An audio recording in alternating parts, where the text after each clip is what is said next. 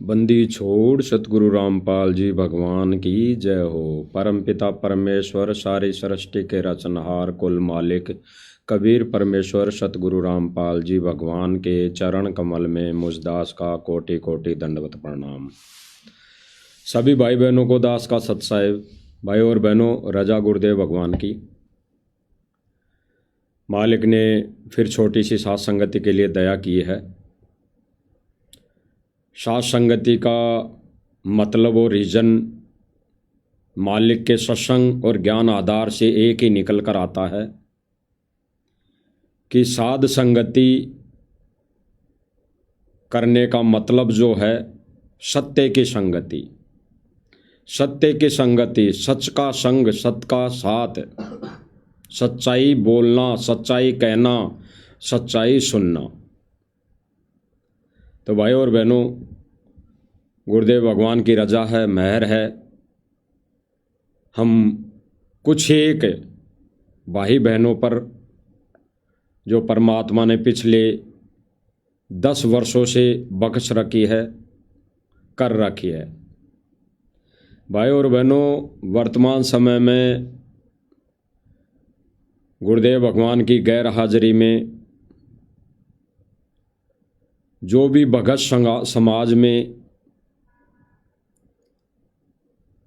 ज्ञान विरुद्ध, भक्ति मर्यादा के विरुद्ध जो भी कार्य हो रहे हैं, उन विषय में गुरुजी की गैर हाजिरी में हम भगत भाई बहन एक दूसरे भाई बहन से इस सोशल मीडिया के माध्यम से या फिर फ़ोन के माध्यम से हम जानकारी दे सकते हैं, ले सकते हैं और बता सकते हैं। भाई और बहनों, विचार करना, क्योंकि विचार करना ही एक बहुत गहरा और अनमोल संकेत है। ये जो विचार करने वाली बात होती है ना, इस पर विचार करने का मतलब है कि कही गई बातों पर विचार करना और ज्ञान आधार से फिर उस पर निर्णय करना। अब वर्तमान समय में भाई और बहनों, जो गतिविधियां भगत समाज में चल रही है, उनको हम ज्ञान आधार से और गुरुदेव भगवान के मुख कमल से बोले सत्संग वचनों के आधार पर हम निर्णय कर सकते हैं। जब हमारे गुरुदेव भगवान ने कह ही दिया, इस काल लोक की छोटी सी जेल में बैठकर विशेष संदेश के माध्यम से सर्व संगत को कह ही दिया कि बच्चों, ये तुम्हारी अग्नि परीक्षा चल रही है। तो जब शिष्य की अग्नि परीक्षा होती है, शिष्य की परीक्षा होती है, एग्जाम होता है, तो टीचर यानी अध्यापक का फर्ज इतना ही बनता है कि वो बैठा बैठा देखता है। जितनी देर तक वो पेपर चलता है, तो एक टीचर का फर्ज बनता है वो केवल बैठा बैठा ही देखता है, बैठा रहता है, बैठा रह के देखता रहता है कि इतने दिन की पढ़ाई में, इतने दिन के दिए हुए ज्ञान में अब ये बच्चा, अब ये शिष्य, अब ये विद्यार्थी क्या रिजल्ट ला पाता है, कितने क्वेश्चन सही करेगा, कितने क्वेश्चन गलत करेगा। तो जब गुरुदेव भगवान ने सर्व संगत को कह दिया कि बच्चों, ये तुम्हारी अग्नि परीक्षा है, अग्नि परीक्षा, तो भाई और बहनों, विचार करना, वर्तमान समय में वो परमात्मा यानी वो गुरु, वो हमारा टीचर, वो बैठ के चुपचाप देख रहा है, बैठ के चुपचाप देख रहा है। और भक्ति मार्ग का रूल जो बताया गुरुदेव भगवान ने, वो यही बताया कि कुछ एक मर्यादाएं ऐसी होती है जिनके लिए आप आपस में पूछकर अपनी मर्यादा टूटने से बचा सकते हैं।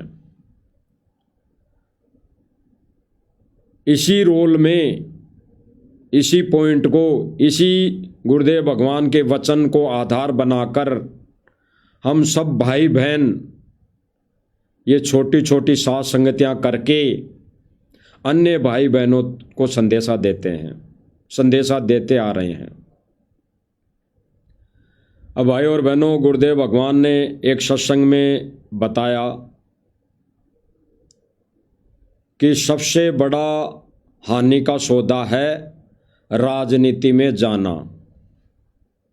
स्पष्ट किया गुरुदेव भगवान ने कि सबसे बड़ा सौदा है, यानी सबसे बड़ा हानि का सौदा है राजनीति में जाना। राजनीति में जाने का मतलब गुरुदेव भगवान का साफ साफ है कि जो भगत तत्वदर्शी संत से नाम उपदेश लेकर अगर वो भगत फिर से इस राजनीति जैसे गंदे दलदल में जाता है तो उसके लिए सबसे बड़ा हानि का सौदा होगा, सबसे बड़ा हानि का उसका एक कदम होगा। स्पष्ट कर दिया। फिर गुरुदेव भगवान ने आगे कहा कि राजनीति, ये जो व्यवस्था यहाँ की बनाए रखने के लिए केवल हमने वोट देने हैं, केवल हमने वोट देने हैं,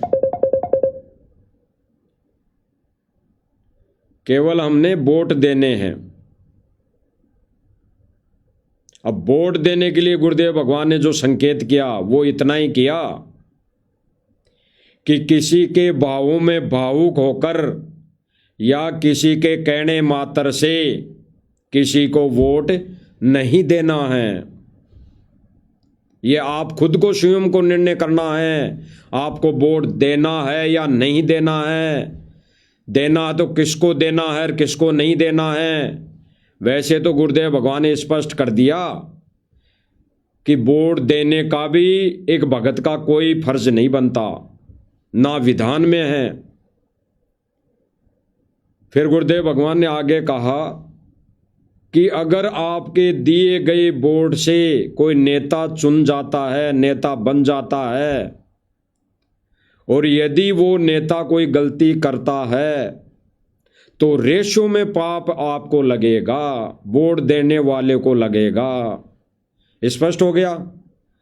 तो विचार करना भाइयों और बहनों, ऐसा कोई भी व्यक्ति नहीं इस कलयुग में, वर्तमान समय में ऐसा कोई भी व्यक्ति नहीं जो राजनीति में आकर गंदे कर्म नहीं करेगा। वो करेगा ही करेगा।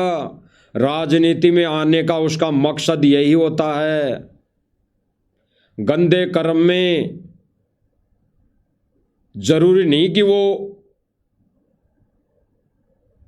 समाज के विपरीत कोई काम करे, वो ठगी भी कर सकता है, वो रिश्वत भी ले सकता है, वो सरकार के खजाने से चोरी भी कर सकता है, अन्य व्यक्तियों को, समाज के व्यक्तियों को प्रताड़ित भी कर सकता है, परेशान भी कर सकता है। तो ये सारे गंदे कर्म हैं। तो गुरुदेव भगवान ने क्या कहा कि आपके उस दिए हुए वोट से अगर वो नेता चुन गया और ऐसे गंदे कर्म करेगा तो रेशों में पाप आपको लगेगा, यानी भगत को लगेगा। तो गुरुदेव भगवान स्पष्ट कह रहे हैं कि आपने ऐसा नहीं करना। यानी वर्तमान समय में ऐसा कोई व्यक्ति है ही नहीं जो वोट आधार पर चुनकर वो सही कार्य कर सकता है, नहीं कर सकता। तो भाई हम वोट देकर हम उस पाप के भागी क्यों बने जिसके लिए गुरुदेव भगवान ने स्पष्ट मना किया है। अब विचार करना भाइयों और बहनों, गुरुदेव भगवान इस सत्संग में कह रहे हैं कि आपके द्वारा वो चुना गया राजा अगर गलतियां करता है, कुकर्म करता है, रिश्वत लेता है, ठगी करता है, लोगों को परेशान करता है, तो रेशों में पाप वोट देने वाले को लगेगा। अब विचार करना भाई और बहनों, वर्तमान में संगत में क्या हो रहा है, संगत में क्या चल रहा है। गुरुदेव जी की गैर मौजूदगी में, यानी इस परीक्षा के समय वो टीचर जेल में बैठा है और उस टीचर के जितने भी सर्वसंगत विद्यार्थी हैं उन सब की परीक्षा हो रही है, सबकी परीक्षा चल रही है, सबका एग्जाम हो रहा है। अब इसमें कौन क्या कितना खरा उतरता है, कौन क्या कितने मार्क लाता है, कौन कितने सही क्वेश्चन करता है, कौन कितने गलत कर रहा है। तो भाई और बहनों, विचार विमर्श ये निर्णय हम ज्ञान आधार से ले सकते हैं, ज्ञान आधार से कर सकते हैं। तो भाई और बहनों, इसीलिए गुरुदेव भगवान की इस मिशन में, इस पंथ में 2 पाठ हो चुके, 2 पाठ।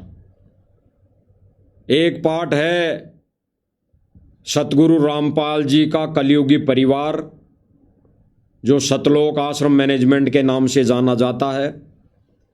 दूसरा साध संगति, जिनको सत्सयोग भी कहते हैं। तो विचार कर लेना भाई और बहनों, इन 2 पाठों में कहां पर कितने क्वेश्चन मार्क, कहां पर कितने क्वेश्चन मार्कों के उत्तर सही दिए जा रहे हैं और कहां पर गलत दिए जा रहे हैं। टीचर बैठा है जेल में, टीचर वर्तमान समय में जेल में जाके बैठा है, बैठ के वो अपने भक्तों की, अपने शिष्यों की ये परीक्षा के अंदर दिए गए क्वेश्चन, सत्संग रूपी क्वेश्चन, और उस सत्संग रूपी क्वेश्चनों के वो टीचर जेल में बैठकर उत्तर देख रहा है, कॉपी चेक कर रहा है, कॉपी जांच रहा है। तो एक तरफ सतलोक आश्रम मैनेजमेंट वाले हमारे भाई जो अपनी अज्ञानता वश वर्तमान समय में गुरुदेव भगवान के इन वचनों को तोड़कर सबसे बड़ा पाप का भागी बन रहा है। एक बार सुन लीजिए गुरुदेव भगवान के मुख कमल से। गुरुदेव भगवान ने राजनीति का जिक्र करते हुए अपने भक्तों को संकेत दिया है, सुनिए। बड़ा हानि का सौदा है जो राजनीति में जाते हैं, वो अपना जीवन नाश करते हैं। भक्त को राजनीति के आसपास भी नहीं जाना चाहिए। वोट देना हो, नेक आदमी देखकर वोट देना, किसी ऐसे भाव में भावुक होकर किसी के कहने से और या कोई पार्टी विशेष देखकर आप अपना वोट देकर पाप के भागी मत बनना, क्योंकि आपके द्वारा दिया गया वोट से जो चुना हुआ व्यक्ति है, यदि वो गलतियां करता है तो उसका रेसों में पाप आपको भी लगेगा। स्पष्ट कर दिया गुरुदेव भगवान ने। भाई और बहनों, क्या कहा गुरुदेव भगवान ने कि आपके दिए गए बोर्ड से अगर कोई राजा चुनता है, कोई मंत्री बनता है, कोई प्रधानमंत्री बनता है, कोई मुख्यमंत्री बनता है, या कोई सरपंच बनता है, वार्ड पंच बनता है, अगर यदि वो कोई गलतियां करता है, एक छोटी सी गलती भी करता है, अगर सरकार के कोटे में से अपने पद का दुरुपयोग करते हुए अगर 1 पैसा का भी गमन करता है, 1 पैसे को भी वो अनावश्यक रूप से खाने की कुचेष्टा करता है, तो उसका रेशियो में पाप वोट देने वाले को लगेगा, वोट देने वाले को लगेगा। इसीलिए गुरुदेव भगवान भगत को वोट देने के लिए मना कर रहे हैं, राजनीति में जाने के लिए मना कर रहे हैं, धरना प्रदर्शन रैलियों में जाने के लिए मना कर रहे हैं। किसी एक कोई विशेष पार्टी को, जैसे कभी कांग्रेस, कभी बीजेपी को, किसी को भी समर्थन देने के लिए गुरुजी ने कभी भी नहीं कहा। विचार करना भाई और बहनों, गुरुदेव भगवान एक वोट के देने मात्र से हमारी मर्यादा टूट जाती है। तो भाई और बहनों, विचार करना। ठीक इसी प्रकार सतलोक आश्रम मैनेजमेंट अगर कहीं पर कोई बड़ी स्कूल बनाता है या कॉलेज बनाता है, वहां पर विद्यार्थी पढ़ लिख कर कोई आईपीएस बन जाता है, कोई जज बन जाता है, कोई अधिकारी बन जाता है, कोई मुख्यमंत्री बन जाता है, कोई पार्षद बन जाता है, तो उस बनी हुई स्कूल में जो दान का पैसा लगा भक्तों का, उस स्कूल में पढ़ लिख कर अगर कोई वो अधिकारी बन जाता है, अधिकारी बनने के बाद वो गलतियां करता है, तो रेशों में पाप भगत समाज को लगेगा जिनका दान उस संस्था के अंदर लगा है। एक बार दोबारा सुन लीजिए गुरुदेव भगवान का सत्संग, ये बिल्कुल समझ में आएगा। गुरुदेव भगवान इस राजनीति को आधार बनाकर हमारे को क्या संकेत कर रहे हैं। बड़ा हानि का सौदा है जो राजनीति में जाते हैं, वो अपना जीवन नाश करते हैं। भक्त को राजनीति के आसपास भी नहीं जाना चाहिए। वोट देना हो, नेक आदमी देखकर वोट देना। अब यहां पर गुरुदेव भगवान कह रहे हैं कि वोट देना हो तो नेक आदमी देख के वोट देना। भाई और बहनों, नेक आदमी कौन बचा है इस सृष्टि पर? इस पूरी सृष्टि पर नेक आदमी जीव कौन बचा है? एक भी नहीं बचा। एक भी नेक आत्मा नहीं है। एक भी नेक आत्मा। राजनीति में आने वाला तो सबसे ज्यादा कर्म फोड़ता है, सबसे ज्यादा घटिया कर्म करता है, सबसे ज्यादा कुकर्म करता है, सबसे ज्यादा उल्टे काम करता है राजनीति में आने वाला व्यक्ति, जाने वाला व्यक्ति। तो यहां पर जो गुरुदेव भगवान कह रहे हैं कि किसी को वोट देना हो तो नेक आत्मा देख के देना। नेक व्यक्ति कोई भी नहीं बचा इस पूरी सृष्टि में जो राजनीति में है। राजनीति में होने वाला व्यक्ति, राजनीति में जाने वाला व्यक्ति, राजनीति में वर्तमान समय में किसी पद पर विराजमान व्यक्ति नेक व्यक्ति हो ही नहीं सकता।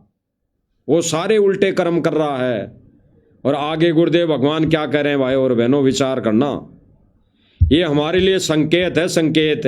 आज जो संगत में जो भी गतिविधियां चल रही है उनको समझने के लिए गुरुदेव भगवान का ये अनमोल सत्संग वचन हमारे लिए काम का है, काम का। सुनिए। वोट देना हो, नेक आदमी देखकर वोट देना। किसी ऐसे भाव में भावुक होकर किसी के कहने से और या कोई पार्टी विशेष देखकर आप अपना वोट देकर पाप के भागी मत बनना। स्पष्ट किया गुरुदेव भगवान ने। क्या कहा? या किसी के भावों में भावुक होकर, या किसी एक विशेष व्यक्ति के कहने पर, या कोई पार्टी विशेष देखकर वोट देकर पाप के भागी मत बनना। गुरुदेव भगवान ने सारे संकेत दे दिए। या किसी व्यक्ति के कहने पर, या किसी ऐसे गलत व्यक्ति को वोट, या फिर किसी कोई विशेष पार्टी देखकर वोट, या किसी भावों में भावुक होकर किसी भी व्यक्ति विशेष को वोट देकर पाप के बागी मत बनना। गुरुदेव भगवान के अनमोल वचन, आदेश, फाइनल आदेश, गुरुदेव भगवान की तरफ से फाइनल आदेश।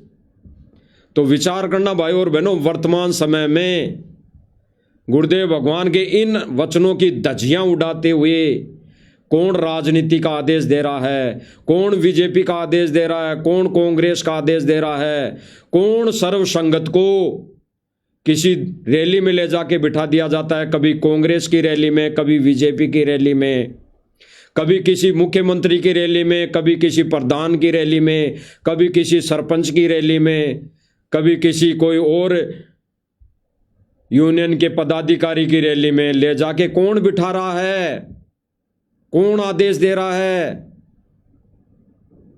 जिसने संगत में एक भ्रमणा फैला रखी है कि गुरुदेव जी का आदेश है, मेरे आदेशों में, मेरे दिए गए आदेश में महेंद्र लाल फेर बदल कर सकता है। मोहनलाल मतलब ये राष्ट्रीय समाज सेवा समिति, सतलोक आश्रम मैनेजमेंट मेरे दिए गए आदेशों में फेर बदल कर सकता है। ये ऑडियो संगत में भ्रमणा फैलाने के लिए डाली गई थी। किसके द्वारा? किसके द्वारा? नवीन सोनीपत के द्वारा, नवीन सोनीपत के द्वारा। तो भाई और बहनों, जब गुरुदेव भगवान ने स्पष्ट कर दिया कि हमने राजनीति की तरफ देखना भी नहीं, झांकना भी नहीं, वोट देना तो तू दूर है, उस राजनीतिक व्यक्ति से हम एक सेकंड भी बैठ के बात नहीं कर सकते इन वचनों के आधार पर। तो स्पष्ट किया गुरुदेव भगवान ने। तो इन वचनों को कौन तोड़ रहा है? सतलोक आश्रम मैनेजमेंट कमेटी, सतगुरु रामपाल जी का कलयुगी परिवार, सतगुरु रामपाल जी के रिश्तेदार, जो सांसारिक तौर पे रिश्तेदार हैं, जो बड़े बड़े पदों पर विराजमान हैं, इस राष्ट्रीय समाज सेवा समिति सतलोक आश्रम मैनेजमेंट कमेटी के सदस्य हैं, वो सारे के सारे गुरुदेव भगवान के वचनों में, आदेशों में फेर बदल कर रहे हैं। आगे सुनिए भाई और बहनों। क्योंकि आपके द्वारा दिया गया वोट से जो चुना हुआ व्यक्ति है, यदि वो गलतियां करता है तो उसका रेसो में पाप आपको भी लगेगा। स्पष्ट कर दिया गुरुदेव भगवान ने कि आपके दिए गए वोट से अगर कोई राजा चुन जाता है, कोई अधिकारी बन जाता है और वो गलतियां करेगा, तो फिर रेशो में पाप उस भगत आत्मा को लगेगा जिसने उसको वोट दे दिया, जिसने उसको समर्थन कर दिया, जो व्यक्ति उसकी रैली में जाके बैठ गया, जो व्यक्ति उसके प्रचार में, राजनीतिक प्रचार में चला गया, वो व्यक्ति सबसे बड़ा महादोषी बनेगा। उसको पाप ज्यों के त्यों, जितने पाप उस अधिकारी को लगेगा कुकर्म करने में, उतने ही पाप उसका समर्थन करने वाले को लगेगा। तो स्पष्ट किया गुरुदेव भगवान ने। तो भाई और बहनों, अब विचार करना, अगर सतलोक आश्रम कमेटी कहीं पर कोई अपने मते के हिसाब से कोई कार्य करता है, वो कार्य कहाँ कर रहा है, अब एक बार सुन लीजिए ताकि हमने समझने में बहुत आसानी होगी। आप देख रहे होंगे स्क्रीन पर, ये कोई स्वदेश कबीर के नाम से व्यक्ति है। अब ये साधु है, एक महात्मा है, एक संत है, क्या है, ये तो इतना तो नहीं पता, लेकिन ये बताया जा रहा है कि ये स्वदेश कबीर है, स्वदेश कबीर। और सुनने में आया है कि ये राजनीतिक व्यक्ति है, ये राजनीतिक व्यक्ति है, इसका राजनेताओं के साथ संबंध है, और ये खुद भी राजनीतिक व्यक्ति है, ये खुद भी राजनीतिक व्यक्ति है। और अभी कुछ दिन पहले सिरसा में जो रैली थी, तो यही स्वदेश कबीर दनाना आश्रम में आया और सरकार की कम से कम 1000 बसें, रोडवेज बसें, जिनमें भक्तों को गुरुजी का आदेश बताकर, यानी संत रामपाल जी का आदेश बताकर, वह मुख्यमंत्री की रैली में ले जाकर बिठा दिया। यही स्वदेश कबीर, जिसके ट्रम्स सतलोक आश्रम दनाना में वीरेंद्र और मनोज और महेंद्र उर्फ मोहनलाल के साथ हैं, राजनीतिक ट्रम्स,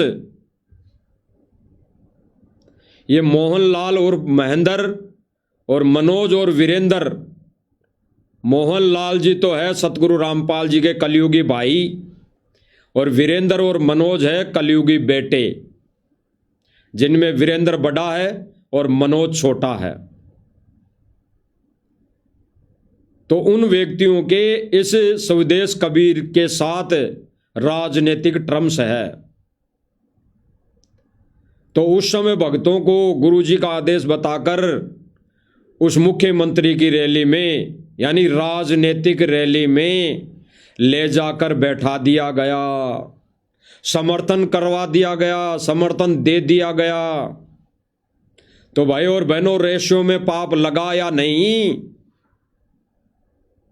क्योंकि गुरुदेव भगवान ने तो कभी कोई आदेश दिया नहीं। गुरुदेव भगवान ने तो स्पष्ट कहा अभी कि जो भी भगत किसी विशेष पार्टी की रैली में, धरना प्रदर्शन में या उसको वोट देने की नीयत से जाता है तो भाई रेशियो में पाप का गड़ा, पाप उस भगत को, रैली में जाने वाले को लगेगा। स्पष्ट। तो ये स्वदेश कबीर जी हैं जो अभी वर्तमान समय में भी, जो 27, 28, 29 तारीख को कबीर निर्माण दिवस यानी मुर्दे का कबीर निर्माण दिवस मनाया गया, मुर्दों की पूजा की गई सतलोक आश्रम धनाना में। वहां पर इस व्यक्ति को बुलाया गया।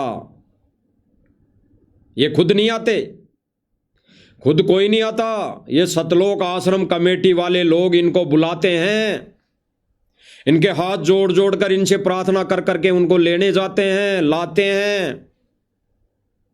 अन्यथा ये आश्रमों की तरफ ये लोग तो झांकते भी नहीं, ये राजनीतिक व्यक्ति तो झांकते भी नहीं। विचार करना भाई और बहनों, सन 2014 तक जब गुरुदेव भगवान आश्रम में मौजूद थे तो क्या इसी तरह कोई भी राजनेता आया, कोई भी सरपंच या वार्ड पंच आया, या कोई भी व्यक्ति वोट मांगने के लिए आया, कोई भी मुख्यमंत्री जैसे वर्तमान समय में आ रहे हैं, क्या ऐसे आए? नहीं, बिल्कुल नहीं। एक भी कोई प्रमाण बता दे, अगर कोई भी भगत ऐसा कोई प्रमाण बता दे कि संत रामपाल जी को आश्रम में रहते सहते ऐसे राजनीतिक व्यक्ति इस तरह आश्रम में आते थे, आया करते थे, तो भाई एक प्रमाण दे दो, एक भी प्रमाण दे दो, फिर मान जाएंगे कि सतलोक आश्रम कमेटी बिल्कुल सही कर रही है, तब मान जाएंगे।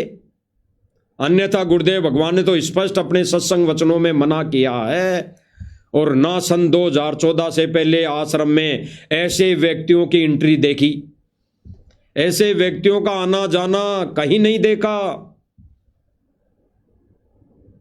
कभी भी नहीं देखा। तो भाई और बहनों, आज वर्तमान समय में जब गुरुदेव भगवान की मौजूदगी में ऐसे लोगों की एंट्री नहीं थी, राजनेताओं की, सरपंचों की, किन्हीं प्रधानों की एंट्री नहीं थी, तो आज ये आश्रमों में एंट्री करवाने वाले कौन लोग हैं? आश्रमों में राजनीतिक व्यक्तियों की एंट्री करवाने वाले लोग कौन हैं? और जिस जगह पर राजनेताओं के पैर पड़ जाते हैं, जिस जगह पर नेताओं का हर समय आवागमन रहता है, वो जगह एक राजनीतिक जगह कहलाती है, वो धार्मिक जगह हो ही नहीं सकती, वो तो एक राजनीतिक अड्डा बन जाता है, राजनीतिक व्यक्तियों का टूरिस्ट बन जाता है, घूमने फिरने की जगह बन जाती है, जहां पर राजनीतिक व्यक्ति आकर खाना खाकर वो चले जाते हैं, उनका इतना ही काम है। तो विचार करना भाई और बहनों, विचार गहराई से। अब इस स्वदेश कबीर जी को भी 3 दिवसीय कबीर निर्माण दिवस पर इसको आश्रम में बुलाया गया, बुलाकर इसका स्वागत किया गया। इस स्वदेश कबीर का आश्रम में बुलाकर ढोल नगाड़ों से स्वागत किया गया, ढोल नगाड़ों से। विचार करना भाई और बहनों, विचार करना गहराई से।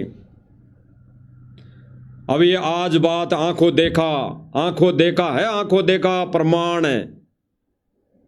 आज के 2 महीने पहले ही साथ संगति वाले भाई बहनों ने ये बोल दिया था कि आने वाले समय में जो ढोल नगाड़े ये सतलोक आश्रम मैनेजमेंट वाला गांव गांव जा जाकर बजवा रहा है, यही आश्रम वाले लोग आने वाले समय में ढोल नगाड़े आश्रम में बजवाएगा, आश्रम में बजवाएगा। तब भक्तों ने विरोध किया था कि सात संगति वाले तो यूं ही अंगुली उठाते हैं, तुम्हारा तो काम ही यही है, लाइव आके यही बोलते हो हैं, तुम्हारा काम और कोई है ही नहीं, तुम सब ऐसे ही मैनेजमेंट पर उंगली उठाते हो। क्या कभी आश्रम में भी ढोल नगाड़े बजेंगे? नहीं बजेंगे। ऐसा वो कमेंट करते थे। तो आज देख लो, आपको ढोल नगाड़े भी बताएंगे। और आश्रम में, दनाना आश्रम में ढोल नगाड़े बज रहे हैं, और किस पर्पस पे, किसके लिए बजाए जा रहे हैं ढोल नगाड़े? ये वीरेंद्र कलयुगी बेटा, सतगुरु रामपाल जी का कलयुगी बेटा वीरेंद्र, इस स्वदेश कबीर के आगमन पर, इस स्वदेश कबीर की आगमन की खुशी पर ढोल नगाड़े बजा रहा है, इसका स्वागत कर रहा है ढोल नगाड़े के साथ। विचार करना भाई और बहनों, विचार करना गहराई से। अब कोई भगत ये कहे कि भाई ये ढोल नगाड़े तो भगत थोड़ी बजा रहे थे, वो तो जगत वाले लोग थे। चलो थोड़ी देर के लिए आपकी बात बड़ी कर लेते हैं। सपोज करो दास के घर कोई व्यक्ति आ जाए, दास के घर कोई जगत का व्यक्ति आ जाए, चलम पाड़ने वाला, बीड़ी पीने वाला, और वो घर बैठकर अगर चलम लगा ले, बीड़ी लगा ले, अरे दास तो नहीं पीता, ना हाथ लगाता, क्योंकि गुरुदेव भगवान का वचन है, आदेश है, मर्यादा है। भाई हुक्का बीड़ी पीना तो दूर, माचिस भी नहीं देनी। तो दास के घर कोई बीड़ी पीने वाला व्यक्ति आ जाए और वो माचिस भी नहीं ले रहा मुझसे, और वहां बैठ के अगर बीड़ी लगा लेता है, तो भाई मेरा क्या फर्ज बनता है? मेरा क्या फर्ज बनता है उस समय? अगर मैं ये सोच लूं भाई मैंने तो ना तो इसको माचिस दी, ना मैंने इसको बीड़ी दी, ये तो अपनी तो माचिस लेके आया है, अपनी बीड़ी लेके आया है, अपना ही सारा जोड़ जोगाड़ साथ लेके आया है, और ये बैठ के खुद ही लगा के पी रहा है। अगर मैं ये सोच लूं तो भाई मेरी मर्यादा वहां टूटेगी या नहीं टूटेगी? अगर कोई ज्ञानी भगत है, सतलोक आश्रम मैनेजमेंट से जुड़ा कोई भगत है और वर्तमान समय में लाइव देख रहा है, तो थोड़ा बताने की कृपा करे, कष्ट करे। अगर कोई व्यक्ति जगत वाला मेरे घर आके, मेरे घर के अंदर बैठ के अगर वहां पर बीड़ी लगाता है, तो मेरा फर्ज उसे मना करने का बनता है या नहीं बनता है? बता दीजिए। अगर मैं मना नहीं कर रहा हूं, अगर मैंने उस व्यक्ति को मना नहीं किया ये कहकर कि भैया यहां बीड़ी नहीं पीनी, या मेरी कुछ नियम और मर्यादाएं हैं, ये मेरे घर, ये जो मेरा घर है ये झोंपड़ी है, ये गुरुदेव भगवान की, मेरे गुरुदेव भगवान की झोंपड़ी है, आश्रम है, ये एक मिनी आश्रम है, और आश्रम में भैया ऐसे कुकर्म करने मत कर, ऐसे कुकर्म नहीं करने, और यहां से चला जा भाई, जैसे आया वैसे निकल जा, यहां रुकने का तेरा काम नहीं है। बाइकाट और आगे से तेरी एंट्री भी नहीं है, इस गेट के अंदर आगे से तेरी एंट्री भी नहीं है। तब मैं गुरुदेव भगवान की मर्यादा पर, वचन पर खरा उतरूंगा, तब मैं उस परीक्षा में पास होऊंगा। और मैं वहां बैठ के यूं करके बैठ जाऊं और मैं ये सोच लूं मेरी ना तो बीड़ी है, ना माचिस है, ना मैं पी रहा, तो भाई मेरा क्या दोष है? पी लेगा अगला। तो फिर वहां पर मेरी मर्यादा टूटी या नहीं टूटी? रेशों में पाप मुझे लगा या नहीं लगा? बताओ ज्ञानियों, आश्रम से जुड़े भक्तों, भाई बहनों, बताना जरा। जो कह देते हैं, एक दो टप्पा ऐसे दो शब्द लिख देते हैं, ये ढोल नगाड़े तो जगत वाले बजा रहे हैं, ढोल नगाड़े तो जगत वाले बजा रहे हैं। अरे आपके घर में बैठ के कोई बीड़ी जगत वाला पी ले तो जगत वाला पी रहा है, तुम्हें मना करने का अधिकार नहीं है। फिर अगर इतनी घटिया सोच रखते हो कि दनाना आश्रम के अंदर ढोल नगाड़े बजाने वाले जगत वाले व्यक्ति थे, तो हमने थोड़ी बजाए, हमारा क्या दोष है? हम कौन होते हैं मना करने वाले? तो फिर आपके घर में बैठ के बीड़ी भी पी लेगा कोई व्यक्ति जगत वाला, मना मत करना फिर, नहीं तो मर्यादा टूट जाएगी मना कर दोगे तो। गुरु नाराज हो जाएगा मना कर दोगे तो। मना नहीं करना। तुम्हारे घर में तो बीड़ी पीने वाला आ जाए तो उसको कुर्सी दे देना, और कुर्सी भी नहीं दोगे तो नीचे बैठ के पी लेगा। तो मना मत करना भाई।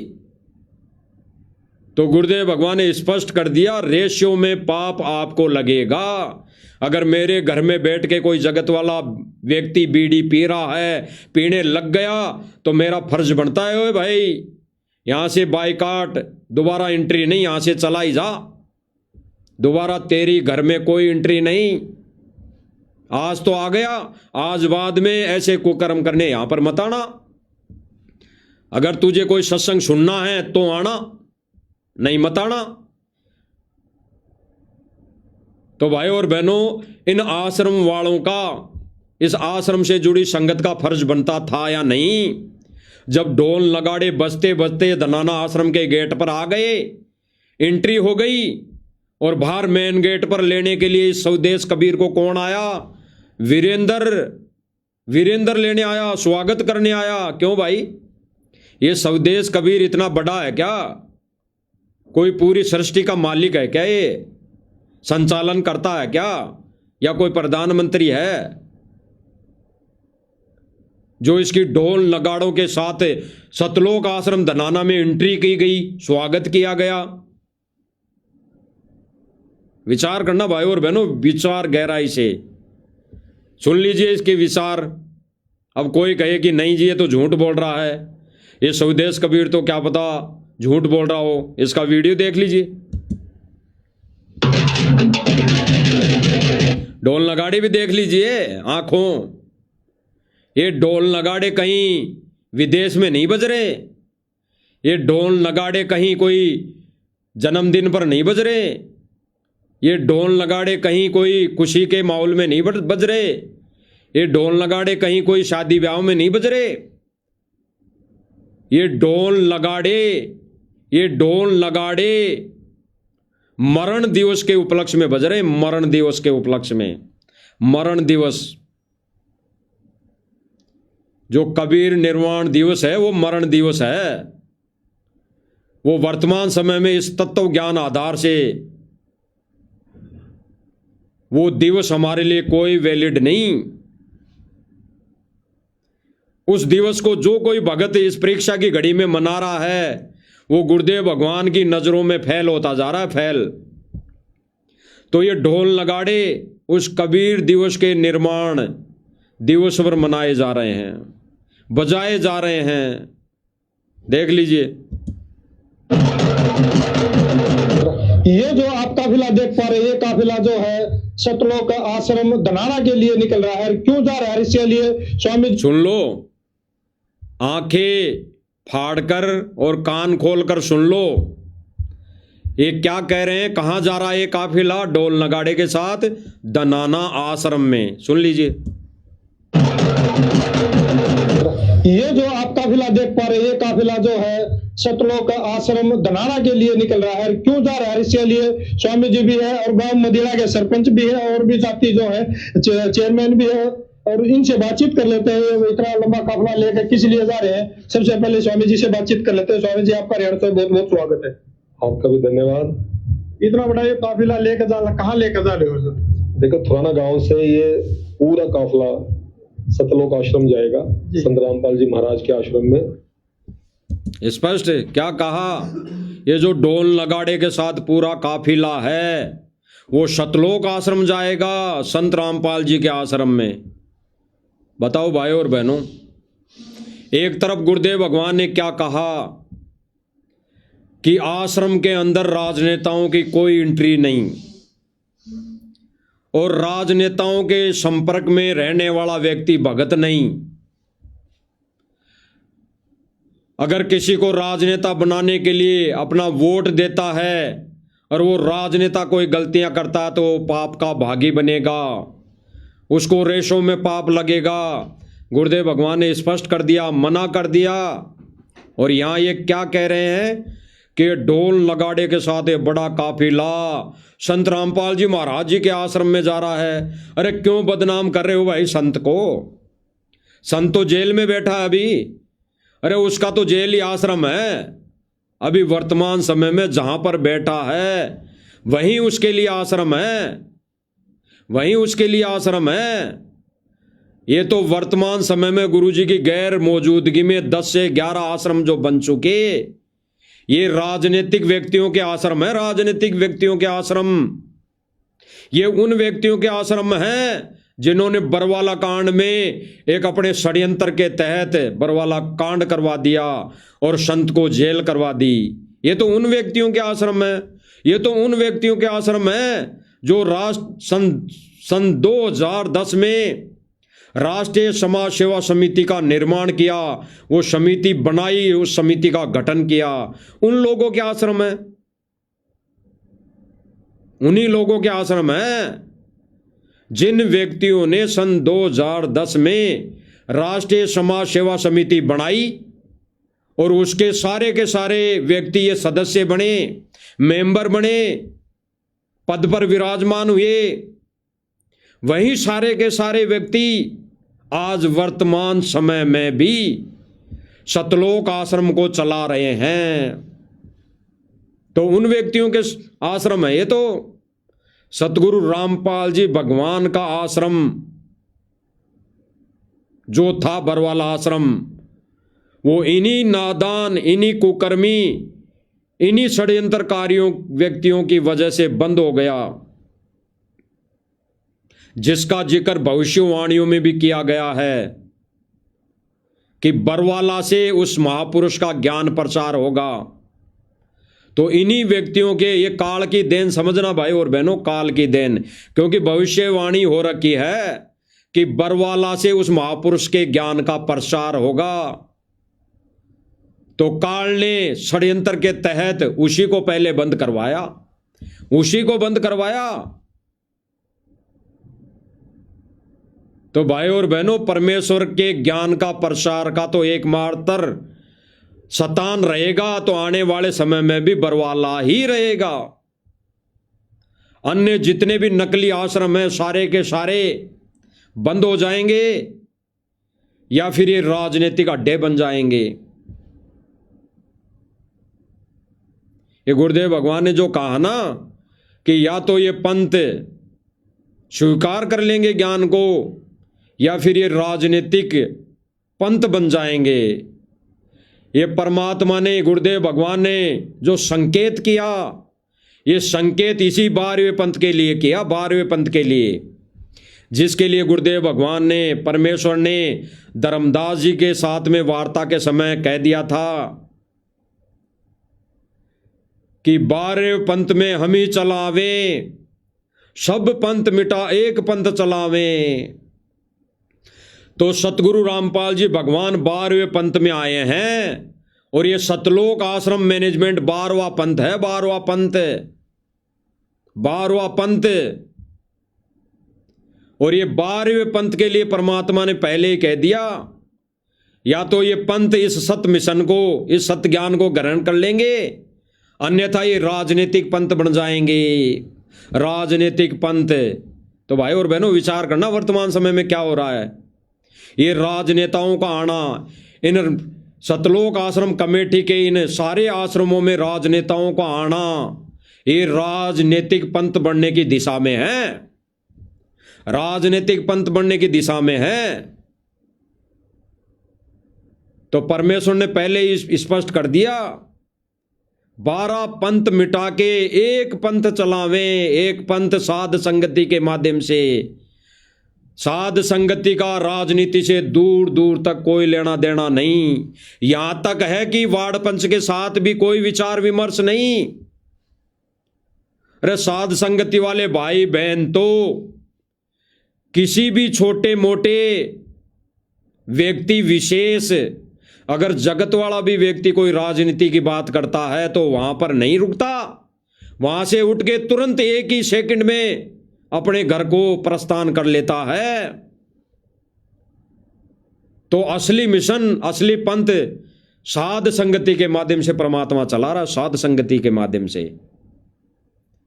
ये गुरुदेव भगवान का गहरा संकेत है भाई और बहनों, जो गुरुदेव भगवान ने कहा था कि आने वाले समय में या तो ये पंथ सत भक्ति को स्वीकार कर लेंगे, नहीं तो ये राजनीतिक पंथ बन जाएंगे। तो सतलोक आश्रम कमेटी इन 12 पंथों में आती है। 12 पंथों में सतलोक आश्रमों से जुड़े व्यक्ति भगत 12 पंथों में आते हैं, 12 पंथों में। और देख लो इन 12 पंथों में यानी सतलोक आश्रमों में क्या हो रहा है आज। राजनीतिक व्यक्ति पधार रहे हैं। और कहते हैं ना, वो जो पहले एक राजा महाराजाओं के विषय में जब मंत्री संतरी होता था, वो एक पुंगा सा ऐसे माइक लेके आवाज देता था कि फलाने मंत्री पधार रहे हैं, फिर उसके स्वागत के लिए वहां का व्यक्ति वहां पर उसके स्वागत के लिए खड़ा होता था। ऐसे ही वर्तमान समय में ये सतलोक आश्रम मैनेजमेंट कमेटी इन राजनेताओं के स्वागत में खड़ी होती है, खड़ी रहती है और ढोल नगाड़े के साथ इनका स्वागत करती है। तो अगर ये गुरुदेव भगवान के सत मिशन में अगर भागीदार होते, अगर ये सही मर्यादा में रह के चल रहे होते, तो ये ढोल नगाड़े उसी समय बंद करवा देते तुरंत। ये स्वदेश कबीर कोई बड़ा व्यक्ति नहीं है जिससे डर कर इसको बोले नहीं, बजने दो, बजा रहे हैं। जब तक इसकी मेन गेट से एंट्री होके अंदर नहीं चला गया तब तक ढोल नगाड़े बजे, तब तक ढोल नगाड़े बजे। सुन लीजिए, देख लीजिए। लाइब्रेरी बना के दे रहे हैं अभी मदीना में। ये जो व्यक्ति कह रहा है कि हम दनाना आश्रम में जा रहे हैं, आगे क्या कह रहा है सुन ले। देखो, थुराना गांव से ये पूरा काफिला सतलोक आश्रम जाएगा, संत रामपाल जी महाराज के आश्रम में। स्पष्ट कर दिया। अभी आगे क्या कहेगा ये स्वदेश कबीर जी, क्या कहेंगे कि सतलोक आश्रम कमेटी मदीना के अंदर बहुत बड़ी लाइब्रेरी बना रही है। लाइब्रेरी बहुत बड़ी, करोड़ों की लागत में लाइब्रेरी बना रही है। उस लाइब्रेरी के माध्यम से बच्चे पढ़ेंगे, बच्चे पढ़कर डिग्रियां हासिल करेंगे। कोई आईपीएस बनेगा, कोई एसडीएम बनेगा, कोई मुख्यमंत्री बनेगा, कोई राजनेता बनेगा, कोई प्रेसिडेंट बनेगा, कोई छोटा मोटा पुलिस अधिकारी बनेगा, कोई पटवारी, कोई सरपंच, कोई वार्ड पंच बनेगा। ये बोल है इनके। अब विचार करना भाई और बहनों, सतलोक आश्रम मैनेजमेंट कमेटी के द्वारा और भक्तों के दिए दान से बहुत बड़ी लाइब्रेरी बन रही है और उसमें पढ़ लिख कर व्यक्ति ये सीढ़ियां, ये पद ग्रहण करेंगे। कोई मुख्यमंत्री बनेगा, कोई वार्ड पंच बनेगा, कोई प्रधानमंत्री बनेगा, कोई आईपीएस, कोई डीएसपी, कोई पुलिस कमिश्नर बनेगा। क्या ऐसे व्यक्ति कुकर्म करने से बच सकते हैं? क्या ऐसे व्यक्ति कर्म फोड़ने से बच सकते हैं? वो आईपीएस अधिकारी बन के, मुख्यमंत्री, प्रधानमंत्री बन के, सबको पता है वो कर्म ही फोड़ेंगे, वो उल्टे ही कार्य करेंगे, वो रिश्वतखोर ही बनेंगे। अभी थोड़े दिन पहले आपने एक न्यूज में देखा होगा, पेपर में न्यूज आई थी कि एक अधिकारी था, कोई पुलिस अधिकारी, उसको 4 ही दिन ही हुए थे ड्यूटी ज्वाइन किए। 4 दिन, शायद जहां तक दास को ध्यान है, दास ने भी थोड़ा बहुत वो पेपर देख लिया था, तो उसमें लिखा था कि इस व्यक्ति को, इस अधिकारी को 4 ही दिन हुए ड्यूटी ज्वाइन किए। 4 दिन, 4 ही दिन ड्यूटी ज्वाइन किए और 20,000 की रिश्वत लेके पकड़ा गया। अब बता दो भाई और बहनों, वो आईपीएस अधिकारी 4 ही दिन ज्वाइन किए ड्यूटी और 4 ही दिन ड्यूटी ज्वाइन करने के बाद 20,000 रुपए की रिश्वत के जुर्म में पकड़ा गया, सस्पेंड हो गया। तो भाई मदीना के अंदर लाइब्रेरी जो बनेगी, वहां से जो आईपीएस अधिकारी बन के निकलेगा वो निकलते ही 4 ही दिन की ड्यूटी ज्वाइन करने के बाद 20,000 रुपए की रिश्वत लेगा, तो किसके कर्म फूटेंगे? रेशियो में पाप किसको लगेगा? विचार करना भाई और बहनों, विचार गहराई से विचार करना। क्योंकि उस लाइब्रेरी में किन लोगों का दान है? भक्तों का। भक्तों के दिए दान से सतलोक आश्रम कमेटी वो लाइब्रेरी बना रही है। ये कहीं पे मजदूरी करने नहीं जाते। ये वीरेंद्र मनोज कहीं पे कोई बाटा उठाने तगारी पटकने नहीं जाते। ये भक्तों के दिए दान से लाइब्रेरी बना रहे हैं और अपना इन लोगों से मान सम्मान करवा रहे हैं। अरे जिन भक्तों के दिए दान से ये कमेटी वाले गांव गांव में मंदिर बना रहे हैं, गांव गांव में विवाह स्थल बना रहे हैं, गांव गांव में खेल के स्टेडियम बना रहे हैं, और फिर ये उनके बदले अपना सम्मान करवा रहे हैं, तो इसका भी रेशो में पाप किसको लगा? वोट देने वाले को। वोट देने का मतलब उस दान देने वाले भगत को रेशो में पाप लगा। उस भगत को पाप लगा जिसने बिना सोचे समझे इनको दान दिया, और उसके दिए दान से जगह जगह खेल के मैदान बने, बैडमिंटन स्टेडियम बना, क्रिकेट स्टेडियम बने। तो उसमें उस स्टेडियम में, उस बैडमिंटन स्टेडियम में खेलने वाला खिलाड़ी लाखों रुपए कमा के वो गलत काम करेगा, तो रेशो में पाप किसको लगा? दान देने वाली संगत को। गहराई से चिंतन मनन करना। गुरुदेव भगवान ने स्पष्ट कहा कि बच्चों, मर्यादाएं न जाने कितने प्रकार से टूट जाती है। जैसे माता गर्भ को राखे यतन बनाए, ठेस लगे तो छिन्न होवे, ऐसे तेरी भक्ति नसावे। विचार करना, ये परमात्मा ने जो वाणी बोली है इसीलिए नहीं बोली, पता नहीं कितनी प्रकार से मर्यादा टूट जाती है। जैसे उस गर्भवती बहन माता जिसके गर्भ में बच्चा रहता है, जब तक वो इस धरती पर नहीं आ जाता है तब तक वो कितनी चिंता में रहती है, कितनी व्यवस्थाएं, कितनी मर्यादाओं में रहती है, कितनी टेंशन में रहती है। इससे भी ज्यादा भगत ने मर्यादा में रहना पड़ेगा, उससे भी ज्यादा। विचार करना भाई और बहनों, विचार करना।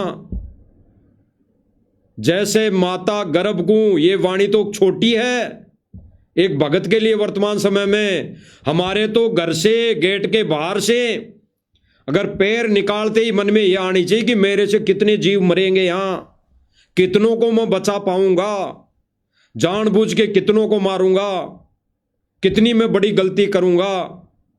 इस पर ध्यान जाना चाहिए।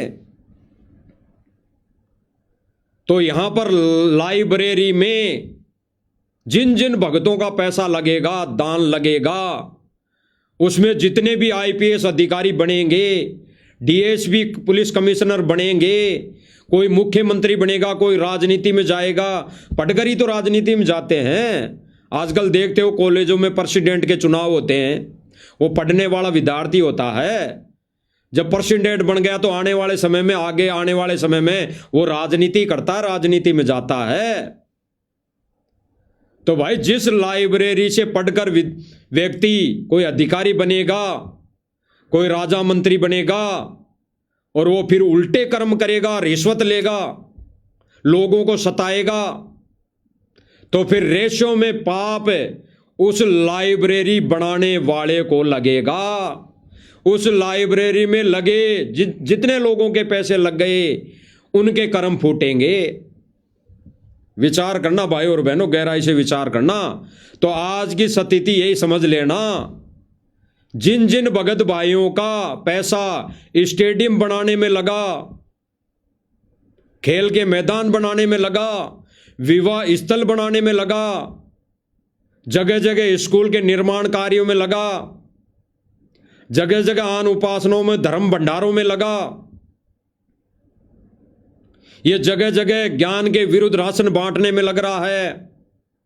जितने भी राजनीतिक रैलियां होती है, इनमें जिन जिन भक्तों का पैसा लगा, तो भाई रेशियो में पाप आपके सिर मंड चुका है, गड़ा भर चुका है, गड़ा। रेशियो में पाप की बात कर रहे हैं गुरुदेव भगवान। रेशियो में पाप है, रेशियो में पाप है।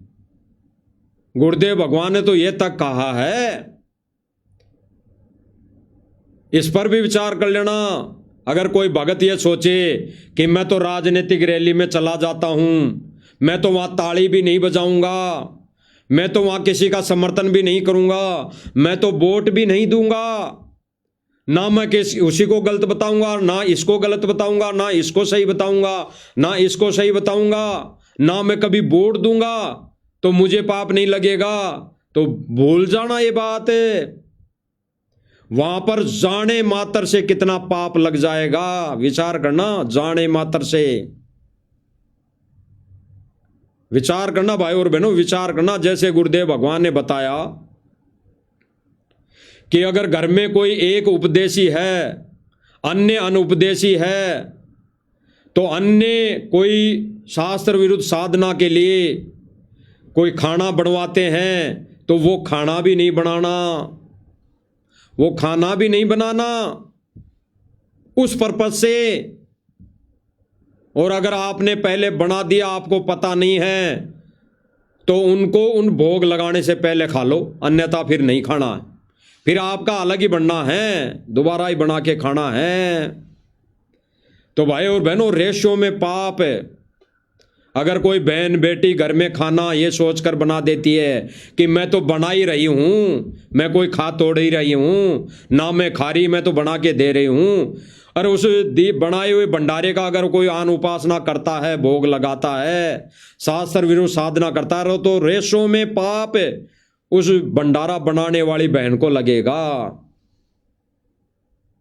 इसी प्रकार गुरुदेव भगवान यहां कह रहे हैं कि बेशक राजनीति में वोट मत दो, राजनीति में किसी का समर्थन मत दो, लेकिन अगर वहां चले भी गए ये सोचकर कि मैं तो जाके ही तो आ रहा हूं, तो रेशियो में पाप लगेगा, रेशियो में पाप।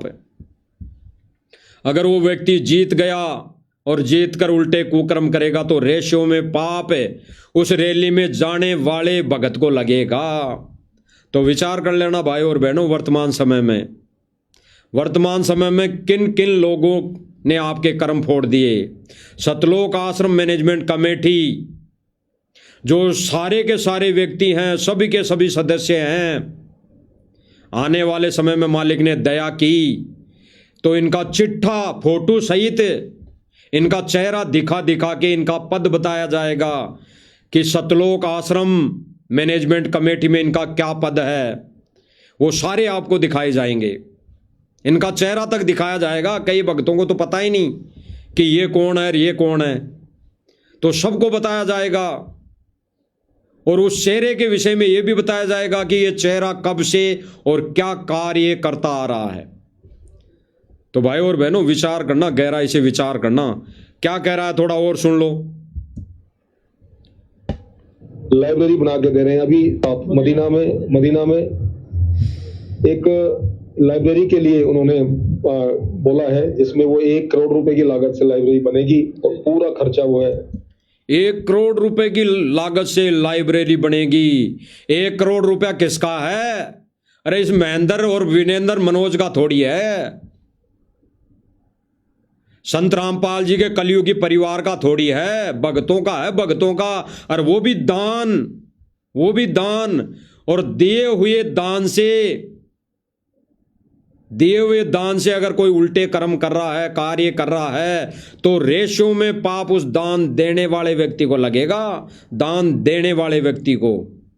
तो विचार करना भाई और बहनों, इस लाइब्रेरी से जितने भी लोग अधिकारी बनेंगे, चाहे कुछ भी, चाहे वार्ड पंच बनेगा पढ़ लिख कर, उस लाइब्रेरी में पढ़ लिख कर कोई अगर वार्ड पंच भी बन गया और उल्टे काम करेगा, तो रेशियो में पाप उन सभी भक्तों को लगेगा जिनका दान उस लाइब्रेरी में लगा है। रेशियो में पाप लगने की बात गुरुदेव भगवान ने कह दी है, रेशियो में पाप है। तो विचार करना भाई और बहनों, गहराई से विचार। आगे सुनिए। महाराज अपने कर कमलों से करेंगे। तो इतने पुण्य काम जो कर रहे हैं, और कह रहा है कि इतना पुण्य का काम जो कर रहे हैं, अरे सतगुरु रामपाल जी ने तो भक्ति विधान और भक्ति और मोक्ष का मार्ग, ये सबसे बड़े पुण्य का काम किया है। इसकी तरफ तो ध्यान ही नहीं, इसकी तरफ तो इन राजनेताओं का कोई ध्यान नहीं। ना हरियाणा में जितनी खाप पंचायतें हैं जिन्होंने सम्मान किया फोटो का, उनका ध्यान इस तरफ है ही नहीं कि सतगुरु रामपाल जी भगवान का जो मैन पुण्य का काम क्या है, वो क्या है, मैन पुण्य का जो काम है वो क्या है। क्योंकि सतलोक आश्रम कमेटी ने इन सभी आश्रमों को राजनीतिक का अड्डा बना दिया है और कोई ध्यान ही नहीं जाता। इन आश्रमों में भी अब ढोल नगाड़े की आवाज पर सत्संग सुनाते हैं, सत्संग चलते हैं। और कौन से सत्संग चलते हैं? मोटर पाइप मकान वाले 2-2 घंटे के वीडियो चलते हैं, 2-2 घंटे के। सन 2014 से पहले गुरुदेव भगवान ने कब किया ऐसा काम, बता दीजिए। गुरुदेव भगवान का तो विधान अटल है, नियम अटल है। आज वो अपना विधान नहीं तोड़ेगा परमात्मा। वो टीचर जेल में बैठकर अपने भक्तों की परीक्षा ले रहा है, इतना समझ लेना। वो टीचर विधान नहीं तोड़ेगा परीक्षा के समय, वो टीचर अपने नियम नहीं तोड़ेगा इस परीक्षा के समय। वो तो सारा स्वतंत्र विद्यार्थियों को स्वतंत्र छोड़ चुका, स्वतंत्र क्रम में छोड़ चुका। अब जो जैसा क्वेश्चन मार्क उत्तर करेगा वैसा ही उसको नंबर मिलेंगे। तो ये भाई क्या करें, सुन लीजिए। पवित्रता के साथ जो चल रहे हैं, तो उनका हम धन्यवाद करने के लिए पूरे, ये कह रहे हैं कि पुण्य और पवित्रता के साथ, अरे पवित्र है परमात्मा, वो सतपुरुष तो अपवित्र कभी हो ही नहीं सकता। अपवित्र तो ये राजनीतिक व्यक्ति है, ये राजनेता लोग हैं जो सतलोक आश्रम मैनेजमेंट इनको आश्रमों में बुला बुलाकर उस जगह को अपवित्र बनाने में लगे हुए हैं। अपवित्र। जिन राजनेताओं के कदम राजनीतिक विचार से, राजनीतिक सोच अनुसार अगर आश्रम में पड़ गए तो समझो वो राजनीतिक जगह बन चुकी, वो जगह अपवित्र हो चुकी। गहराई से विचार करने की बात है भाई और बहनों, गहराई से विचार। आगे सुनिए। लोग जो है मिलकर के बहुत बड़ा काफिला आप देखेंगे, तो संत रामपाल जी महाराज के सतलोक आश्रम जा रहे हैं। पीछे आपको धुआं सी दिखाई दी होगी, धुआं सी, दोबारा देखना। ये धुआं शायद कोई बीड़ी तम्बाकू ही पी रहे होंगे। हम धन्यवाद करने के लिए पूरे कई गांव के लोग जो हैं मिलकर के विचार देखना भाई और बहनों, थोड़ा गहराई से देखना। ये गाड़ी है शायद स्कॉर्पियो एन गाड़ी है, स्कॉर्पियो एन गाड़ी है। इस गाड़ी का गेट खोलते अंदर से धुआं निकली है। देखना भाई और बहनों, गहराई से देखना। इस गाड़ी का HR नंबर की जो गाड़ी है आपको दिखाई दे रही है, इस गाड़ी का वो व्यक्ति खड़ा है, वो गेट खोलेगा, गेट खोलते अंदर से धुआं निकल रही है। यानी अंदर बैठ के लोग बीड़ी पी रहे हैं। अन्यथा इतना धुआं और किसी का नहीं निकल सकता। अंदर को ये बैठ के लोग रोटी नहीं बना रहे, चूल्हा नहीं जल रहा अंदर जिसका धुआं निकलेगा। अंदर बैठ के लोग बीड़ी पी रहे होंगे, बीड़ी पी रहे हैं। आगे देखना। और ये व्यक्ति सतलोक आश्रम दनाना में जा रहे हैं। ऐसे व्यक्तियों की सतलोक आश्रम में एंट्री है। और जो भगत सच्चाई बताए, जो भगत ऐसे इनके कुकर्मों की पोल खोले, उस भगत की नो एंट्री, पीला पर्चा, और कहते हैं कि गुरुद्रोही है। अरे इन लोगों के कहने से, सतलोक आश्रम कमेटी के कहने से कोई गुरुद्रोही थोड़ी हो जाएगा। सतलोक आश्रम कमेटी वाले तो कल को कह देंगे कि भाई ये फलाना आदमी मुख्यमंत्री है, तो कोई मुख्यमंत्री थोड़ी हो जाएगा। हैं, बता दीजिए। और जब टीचर परीक्षा लेता है बैठ के एकांत में, और टीचर को परीक्षा के समय कोई व्यक्ति किसी की शिकायत कहेगा तो भाई टीचर तो उस समय यही कहेगा कि भाई देख ले तू तेरे हिसाब से, अगर ऐसा गलती कर रहा है तो भाई गलत है। तो ऐसे इनकी प्रार्थनाएं जा रही है। दोबारा देख लीजिए, अच्छी तरह देखिए, गेट खुलेगा गाड़ी का। रामपाल जी महाराज अपने कर कमलों से करेंगे तो इतने पुण्य काम जो कर रहे हैं और इतना पवित्रता के साथ जो चल रहे हैं, तो उनका हम धन्यवाद करने के लिए पूरे कई गांव के देखो गेट खोलते ही धुआं, मिल करके बिल्कुल धुआं देखेंगे। तो संत रामपाल जी महाराज के सतलोक आश्रम जा रहे हैं। ये लोग, ये हुक्कापाड़ लोग सतलोक आश्रम धनाना में आ रहे हैं और इनकी एंट्री हो रही है। विचार करना भाई और बहनों, विचार करना गहराई से। आगे सुनिए। करने के लिए अब ये कह रहा कि हम धनाना आश्रम जा रहे हैं। अब ये धनाना आश्रम पहुंच चुके। तो जिस प्रकार जन कल्याण में अग्रणीय भूमिका निभा रहे संत रामपाल जी, उनका धन्यवाद करने के लिए इतना बड़ा काफिला उनके आश्रम सतलोक आश्रम धनाना के लिए निकल रहा है। तो इस तरह के अपडेट जानने के लिए आप जुड़े रहिएगा हरियाणा उत्सव के साथ। नमस्कार। हो गया स्पष्ट कि ये व्यक्ति कहां जा रहे हैं? धनाना आश्रम में। और ये धनाना आश्रम में आ चुके। और किसी भगत ने, तो आश्रम से जुड़े भगत ने इस स्वदेश कबीर की वीडियो पर कुछ टाइटल लिख के भी वीडियो डाल रखे है सोशल मीडिया पर, जो आपको दिखाई दे रहा होगा। लिखा है, संत रामपाल जी महाराज जी करोड़ों रुपए की लागत से लाइब्रेरी बनवा रहे हैं। इस लाइब्रेरी में पढ़ लिख कर व्यक्ति IAS, IPS, इंजीनियर, डॉक्टर बनेंगे। अब विचार करना भाई और बहनों, जिन जिन भगत भाइयों का पैसा इस लाइब्रेरी में लगेगा, जिन जिन भक्तों का दान इस लाइब्रेरी बनाने में लगेगा, और उस लाइब्रेरी में पढ़ लिख कर कोई IPS बनेगा, कोई IAS बनेगा, कोई इंजीनियर बनेगा, कोई डॉक्टर बनेगा, कोई मंत्री बनेगा, कोई प्रधानमंत्री बनेगा, कोई वार्ड पंच बनेगा, कोई सरपंच बनेगा, तो रेशों में पाप सर्व संगत को लगेगा जिन जिन भक्तों ने दान दिया। गहराई से विचार कर लेना, गहराई से विचार। आगे सुनिए।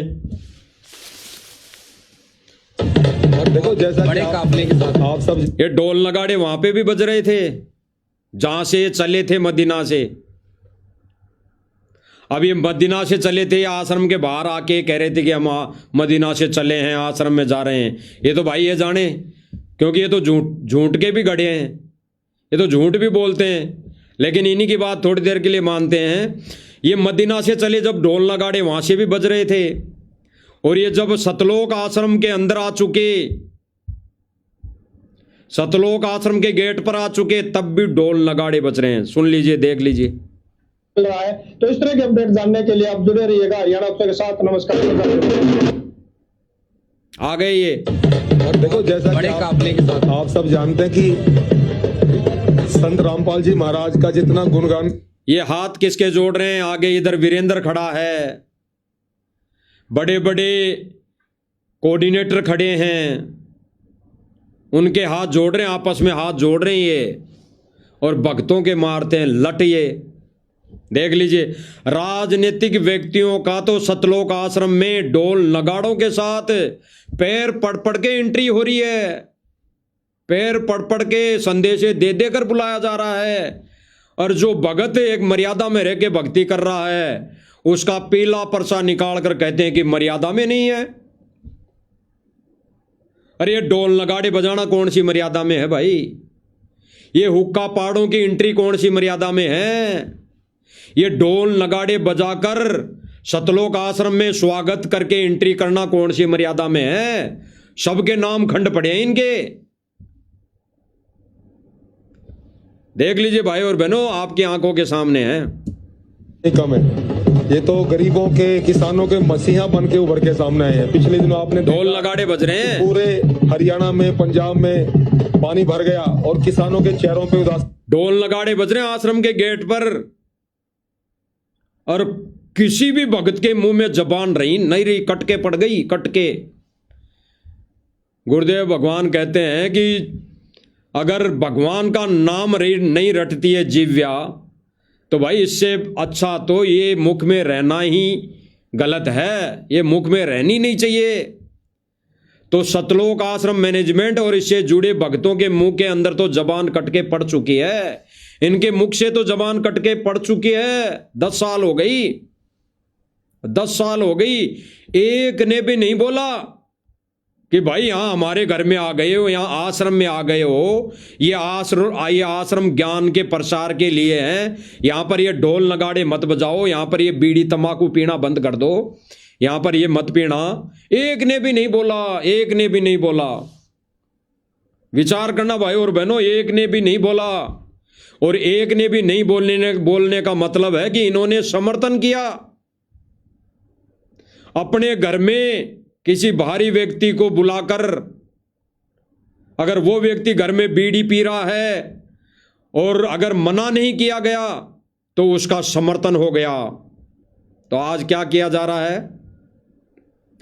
ये सतलोक आश्रम के अंदर ढोल नगाड़े बजाए जा रहे हैं, इस स्वदेश कबीर का सम्मान किया जा रहा है, इसका स्वागत किया जा रहा है ढोल नगाड़ों के साथ। क्यों भाई? ये भक्तों से बड़ा है क्या? ये सतगुरु रामपाल जी के भक्तों से बड़ा हो गया क्या? अगर आध्यात्मिक दृष्टि से देखा जाए तो ये व्यक्ति संत रामपाल जी के भक्तों के चिट्टी अंगुली के नाखून के बराबर भी नहीं है। विचार करना गहराई से भाई और बहनों, विचार करना। आध्यात्मिक दृष्टि से ये व्यक्ति संत रामपाल जी के भक्तों की नजर में, भक्तों की कैटेगरी में ये नाखून के बराबर भी नहीं है, नाखून के बराबर भी। इस व्यक्ति का ढोल नगाड़ों के साथ सतलोक आश्रम में एंट्री की जा रही है, एंट्री दी जा रही है। और स्वागत करता अभी आपको दिखाएंगे कौन कौन है, स्वागत कौन कर रहे हैं इसके आगे हाथ जोड़ जोड़ के गले मिल मिल के उसको अंदर लेके जा रहे हैं। जैसे एक सांसारिक तौर पे कोई बेटी ससुराल से आती है, कोई बेटी ससुराल से आती है तो उसके माँ बाप उस बेटी को लेने गेट पे जाते हैं, गले मिल जाते हैं, उसको गोदी में उठा के घर के अंदर लेके जाते हैं, इतना प्यार करते हैं क्योंकि वो उनकी बेटी है।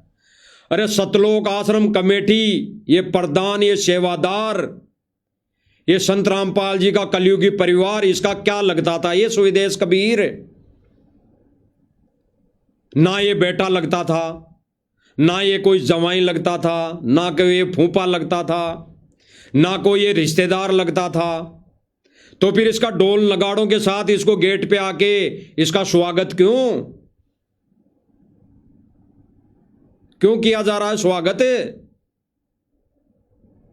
सबकी मर्यादाएं खंड करवाई जा रही है, सबकी मर्यादाएं खंड करवाई जा रही है। एक भी भगत ने उस समय ये नहीं बोला कि भाई ये ढोल नगाड़े बंद कर दे, ढोल नगाड़े बंद कर दे। और स्वदेश कबीर अगर इस सतलोक आश्रम में अगर सत्संग सुनने की नीयत से आया है, सत्संग सुनने के लिए आया है, तो भाई आजा, एक भगत बन के अंदर आजा, बैठ के सत्संग सुन। और फिर तेरे जम गई, तेरे को ज्ञान समझ में आ गया तो नाम उपदेश ले। लेकिन ये व्यक्ति सतलोक आश्रम धनाना में कितनी बार आ गया, कितनी बार आ गया? ये 3 से 4 बार आ गया होगा, 3 से 4 बार। और 3 से 4 बार में इसने क्या कुकर्म किए? उल्टे कुकर्म, ज्ञान के विरुद्ध उल्टे कार्य किए। इससे पिछली बार जब आया ये तो 500 रोडवेज की बसों में भक्तों को भर के राजनीतिक रैली में ले जाके बिठा दिया।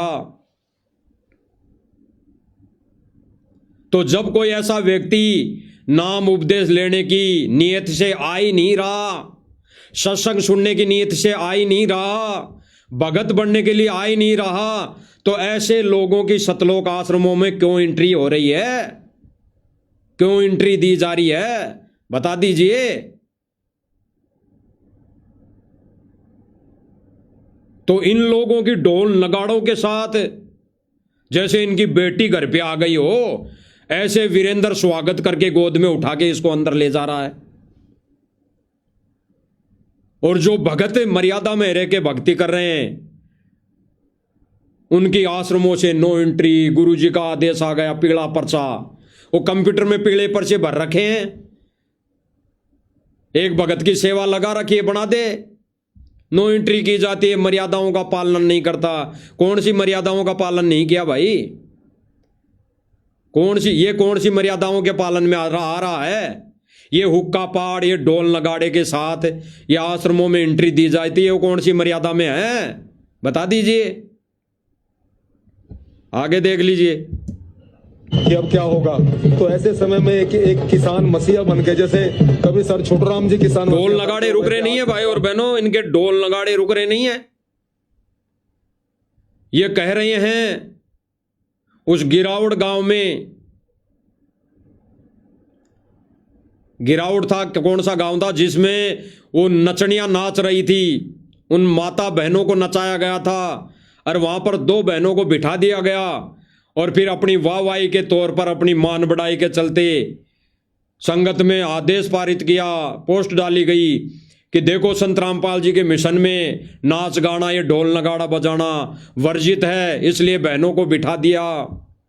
तो तुरंत बिठा दिया। जब साध संगति वाले भाई बहनों ने वो वीडियो वायरल किए तो फिर उन पर क्या कहा इन्होंने, इन मंदबुद्धि भाइयों ने ज्ञान पर विचार ना करके, ज्ञान आधार से निर्णय ना लेके, अपनी अज्ञानता के चलते क्या कहा कि पहले बिठा तो दिया था, वो तो 2 मिनट आई थी, 2 मिनट नाची तो हमने बिठा दिया। अरे यहां तो आधे घंटे से ढोल बज रहे, आधे घंटे से ढोल बज रहे हैं। विचार करना भाई और बहनों, विचार करना। आधे घंटे से ढोल बज रहे हैं। आज धनाना आश्रम में मेन गेट पर स्वागत में एक भी भगत ने नहीं बोला कि ये ढोल नगाड़े बंद कर दो भाई, यहां पर सत्संग चल रहा है। तो ये क्या संदेशा दे रहे हैं भगत में और जगत समाज में? देख लीजिए, इनके ढोल नगाड़े नहीं रुक रहे। किसान मसीहा बन के उभरे हैं और उन्होंने करोड़ों अरबों रुपए की लागत से पूरे किसानों का जितनी जमीन पानी में लबालब थी, सब पानी निकलवाया है। क्या कह रहा है? मसीहा बनकर आए, करोड़ों रुपए दे दिए संत रामपाल जी ने, करोड़ों रुपए दे दिए। अरे संत रामपाल जी के ज्ञान के आगे 1 करोड़ों रुपए तो कोटी है, कोडी, गोबर है, गोबर। सतगुरु रामपाल जी के तत्व ज्ञान के आगे ये करोड़ों रुपए टट्टी है, टट्टी। जिस टट्टी के ये गुणगान गा रहा है, जिस टट्टी के विषय में ये 5-6 महीने हो गए गुणगान करते हुए, ये सतगुरु रामपाल जी के तत्व ज्ञान के आगे ये करोड़ों अरबों रुपए टट्टी है, टट्टी। जिसकी ये महिमा कर रहा है। कितनी बार आ गए स्वदेश कबीर सतलोक आश्रम में, अब तक इसने नाम उपदेश क्यों नहीं लिया?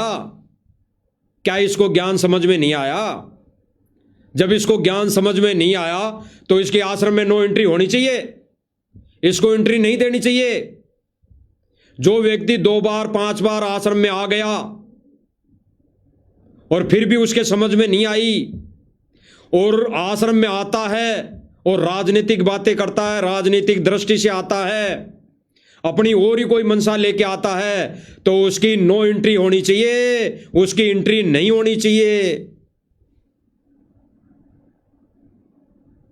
अगर कोई व्यक्ति ऐसा आता है, केवल सत्संग सुनता है, नाम उपदेश भी नहीं ले रहा और उसका उद्देश्य और कोई नहीं होता है, राजनीतिक उद्देश्य नहीं होता है, और वो ये भी कहते कि भगत जी मैं तो अभी तक सत्संग ही सुन रहा हूं, मैं सत्संग सुनूंगा, जब मेरे समझ में आ जाएगी नाम ले लूंगा।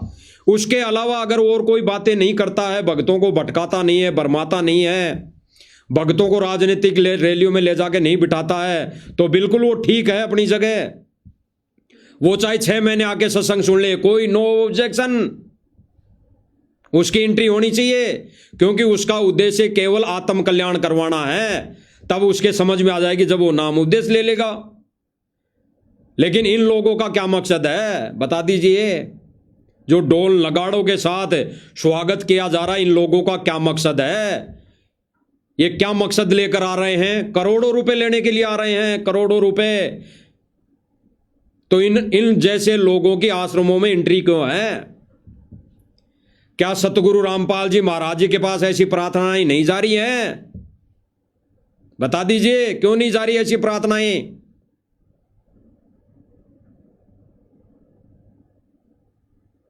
जो ये आधा घंटे से केवल एक ही गुण गा रहा है, करोड़ों रुपए दे दिए, करोड़ों रुपए दे दिए, करोड़ों रुपए दे दिए, करोड़ों रुपए की लाइब्रेरी बन रही है, वहां से इसी अधिकारी बनेंगे, फिर वो कर्म फोड़ेंगे, फिर वो दुनिया को लूटेंगे, गरीब को सताएंगे। एक साइन करने के 10,000 रुपए ले लेंगे अधिकारी बन के, कर्म फोड़ेंगे, और रेशों में पाप उन लाइब्रेरी बनाने वालों को लगेगा। विचार करना, विचार गहराई से। ऐसे लोगों की एंट्री दी जाती है जो 5 बार आ गया और आके भी राजनीति की बातें करे। लगातार राशन वितरित कर रहे हैं, 20,000 परिवारों को राशन वितरित हो रहा है, गरीबों को मकान बना के ये कह रहा कि 20,000 लोगों को हर महीने राशन दिया जा रहा है। अरे भाई, या तो ये झूठ बोल रहा है या सतलोक आश्रम कमेटी वाले झूठ बोल रहे हैं। सतलोक आश्रम कमेटी वाले तो बोल रहे हैं करोड़ों लोगों को राशन दिया जा रहा है, करोड़ों लोगों को। अरे भक्तों के घरों में तो ओले पड़ रहे हैं, ओले, उनके छत नहीं है रहने के लिए। जो भगत बेचारे कई वीडियो बना बना के डाल भी रहे हैं अपनी, वो परमात्मा उनसे वीडियो डलवा रहा है। वो भगत है कि भगत का लक्षण दिखा रहा है, वो मांग रहा नहीं है लेकिन वीडियो बना के डाल रहा है, तो वो इनको दिखाई नहीं दे रहा, वो इनको दिखाई नहीं दे रहा। और यहां पर अरे इन राजनेताओं के पास क्या कमी है भाई? जो जिस लाइब्रेरी में 30 लाख रुपए, 20 से 30 लाख रुपए लगेंगे मात्र, इससे ज्यादा नहीं। तो ये राजनेताओं के पास क्या कोटे में कमी है भाई? ये क्यों नहीं बना सकते लाइब्रेरी? लेकिन काल का दाव है, ये काल का बड़ा षड्यंत्र है। इस माध्यम से भक्तों के कर्म फोड़ने हैं, रेशों में पाप भक्तों को लगना है। ये काल का बहुत बड़ा षड्यंत्र है, जाल है। आगे क्या कह रहा है? हर प्रकार की सुविधाएं दी जा रही हैं। तो आज ये विहंगम दृश्य आप देख रहे हैं, 50 ट्रैक्टर जो है यहाँ पर पहुंचे, 50-150 ट्रैक्टर आए हैं। क्या करें, 150 ट्रैक्टर आए हैं। अरे 150 ट्रैक्टर नाम उपदेश लेने के लिए आए हैं क्या? ये दिखावा क्यों किया जा रहा है? 150 ट्रैक्टर सबने देखे, एक या दो व्यक्ति उनमें बैठा है, एक या दो व्यक्ति ट्रैक्टरों में। अरे सारे व्यक्ति 2 बसों में भी आ सकते हैं। 100 आदमी आए थे उन ट्रैक्टरों में, तो ये 2 बसों में भी आ सकते थे अगर नाम उपदेश और सत्संग ही सुनना था इनको। तो वो 150 ट्रैक्टर इन्होंने क्यों दिखाने के पर्पज से लाए गए? उन 150 ट्रैक्टरों का डीजल का खर्चा किसने दिया? सतलोक आश्रम मैनेजमेंट ने दिया, दिखाने के लिए।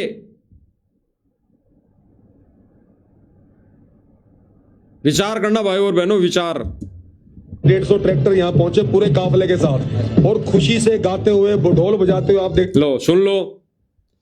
हम नहीं कह रहे ये ढोल नगाड़े कोई सोचे कि भाई ये तो AI से एडिट कर दिया होगा, हैं? सुन लो मुख से ही, महाराज जी के मुख से ही सुन लो। आप देख रहे हैं 50 ट्रैक्टर जो है यहाँ पर पहुंचे, 50-150 ट्रैक्टर आए हैं। मदीना गांव से 150 ट्रैक्टर यहाँ पहुंचे पूरे काफले के साथ, और खुशी से गाते हुए, ढोल बजाते हुए आप देख रहे हैं, ढोल बज रहे हैं। मदीना गांव से 150 ट्रैक्टर यहाँ पहुंचे पूरे काफले के साथ, और खुशी से गाते हुए, ढोल बजाते हुए आप देख रहे हैं, ढोल बज रहे हैं। हो गया स्पष्ट? कह भी रहा है ये पत्रकार को, जो ये सतलोक आश्रम का पत्रकार है, वो 100 रुपए का माइक 1.5 फुट की फूकनी पकड़ के जो खड़ा है, इसका नाम अभिषेक है। अभिषेक पूछ रहा है 100 ट्रैक्टर, तो ये स्वदेश कबीर जी कह रहे हैं कि 150 नहीं, 150 ट्रैक्टर आए हैं, और मदीना से ढोल नगाड़े के साथ, गाजे बाजे के साथ गाना गाते हुए। क्या गाना गा रहे थे भाई? ये ये अश्लील गाने गा रहे होंगे, ये गाते बजाते देख लो आ रहे हैं, फिर क्या करा कि देख रहे हो ना आप, फिर ये अभिषेक हाँ कर रहा है, हाँ देख तो रहे हैं साहब हम। यानी ये भगत बताता है अपने आप को, और इस गंदी राजनीति में, इस कुकर्मों में ये सहयोग कर रहा है। सही कहते हैं, सही कहा है उस भाई ने, किस भाई ने, परवीन अहलावत ने, कि 100 रुपए का माइक और ये 1.5 फुट की फूकनी पकड़ के तनख्वाही पत्रकार, इनको क्या बोलना है क्या नहीं बोलना है, क्या सुनना है क्या इनके सुनने में आ रही है, बस ये नशे में लगे हुए हैं। क्या कह रहा है सुन लीजिए दोबारा, हम नहीं कह रहे। बन के उभरे थे आज संत रामपाल जी महाराज, किसान मसीहा बन के उभरे हैं, और उन्होंने करोड़ों अरबों रुपए की लागत से पूरे किसानों का जितनी जमीन पानी में लबालब थी सब पानी निकलवाया है। और दूसरा, गरीबों को लगातार राशन वितरित कर रहे हैं, 20,000 परिवारों को राशन वितरित हो रहा है, गरीबों को मकान बना के दिए जा रहे हैं, हर प्रकार की सुविधाएं दी जा रही हैं। तो आज ये विहंगम दृश्य आप देख रहे हैं। 50 ट्रैक्टर, ये है अभिषेक, आपको दिखाई दे रहा होगा अभिषेक, अब सुनना इसकी बात। 85-150 ट्रैक्टर आए हैं मदीना गांव से, 150 ट्रैक्टर यहाँ पहुंचे पूरे काफिले के साथ, और खुशी से गाते हुए ढोल बजाते हुए, आप देख रहे ढोल बज रहे हैं। मदीना गांव से 150 ट्रैक्टर यहाँ पहुंचे पूरे काफिले के साथ, और खुशी से गाते हुए ढोल बजाते हुए, आप देख रहे ढोल बज रहे हैं। तो संत रामपाल जी महाराज ने अब शिक्षा के प्रचार प्रसार के लिए और आगे 4 कदम बढ़ा दिए हैं। क्या कह रहा है कि अब संत रामपाल जी महाराज जी ने ढोल नगाड़ों की खुशी में शिक्षा के क्षेत्र में 4 कदम और आगे बढ़ा दिए हैं। और गुरुदेव भगवान क्या कहते हैं एक सत्संग में कि बच्चों ये शिक्षा तो काल की बेड़ी है, काल का जाल है। ये शिक्षा परमेश्वर ने केवल इसलिए दी है कि थोड़ा बहुत अक्षर ज्ञान हो जाए और भगवान को पहचान लो। अन्यथा गुरुदेव भगवान ने तो अपने भक्तों को कह दिया है कि केवल इस उद्देश्य से मत पढ़ना कि मुझे नौकरी लगनी है, मैं कोई मंत्री बनूं, मैं कोई IPS IAS बनूं, कोई डिप्टी कमिश्नर बनूं, कोई इंजीनियर बनूं, कोई जज बनूं, ये सोच के नहीं पढ़ना है। अरे सतगुरु रामपाल जी महाराज जी के तो ये वचन, ये आदेश, और ऐसे वचन और आदेश देने वाला महापुरुष, वो परमात्मा मदीना के अंदर ये करोड़ों रुपए की लागत से लाइब्रेरी क्यों बनवाएगा? नहीं बनवाएगा। सतगुरु रामपाल जी के आदेशों की आड़ में ये सारा का सारा घटिया कुकर्म सतगुरु रामपाल जी का कलयुगी परिवार कर रहा है। कलयुगी परिवार, आज समझ लो, आज मान लो, या फिर आने वाले समय में जब दुर्गति होना शुरू होगी, बैटरी डिस्चार्ज होगी, तब मान लेना। इसीलिए भगवान ने पहले संदेश दिलवाना जरूरी समझा कि कल को कोई ये ना कह दे कि मुझे तो किसी ने बताया नहीं। क्या कह रहा कि 4 कदम आगे रख लिए संत रामपाल जी ने शिक्षा के दौर में। बता दो भाई और बहनों, गुरुदेव भगवान ने तो इसको रिजेक्ट किया है, शिक्षा को। गुरुदेव भगवान ने तो इस घटिया कर्म की शिक्षा को रिजेक्ट किया, रिजेक्ट। एक वाणी कही परमात्मा ने कि पढ़े लिखे रह गए, अनपढ़ उतर गए पार। सुना था ना सत्संग में, गुरुदेव भगवान क्या कह रहे हैं कि पढ़े लिखे रह गए, अनपढ़ हो गए पार। इस शिक्षा का कोई महत्व नहीं भक्ति मार्ग में। ये तो उन लोगों के लिए शिक्षा की जरूरत पड़ी जिनको भगवान पर विश्वास नहीं था, भगवान के ज्ञान पर विश्वास नहीं था। उन्होंने गुरुदेव भगवान के इस सतमार्ग में, सत्य ज्ञान में टांग अड़ाई कि बताओ ये कहाँ लिखा हुआ है। तो उनको जरूरत थी शिक्षा की, इसीलिए गुरुदेव भगवान ने पहले शिक्षा ऐसे लोगों को दी।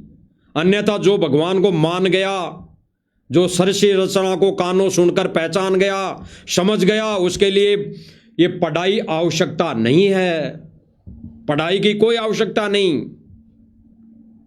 और ये झूठ पे झूठ बोले जा रहे हैं। आगे सुनिए।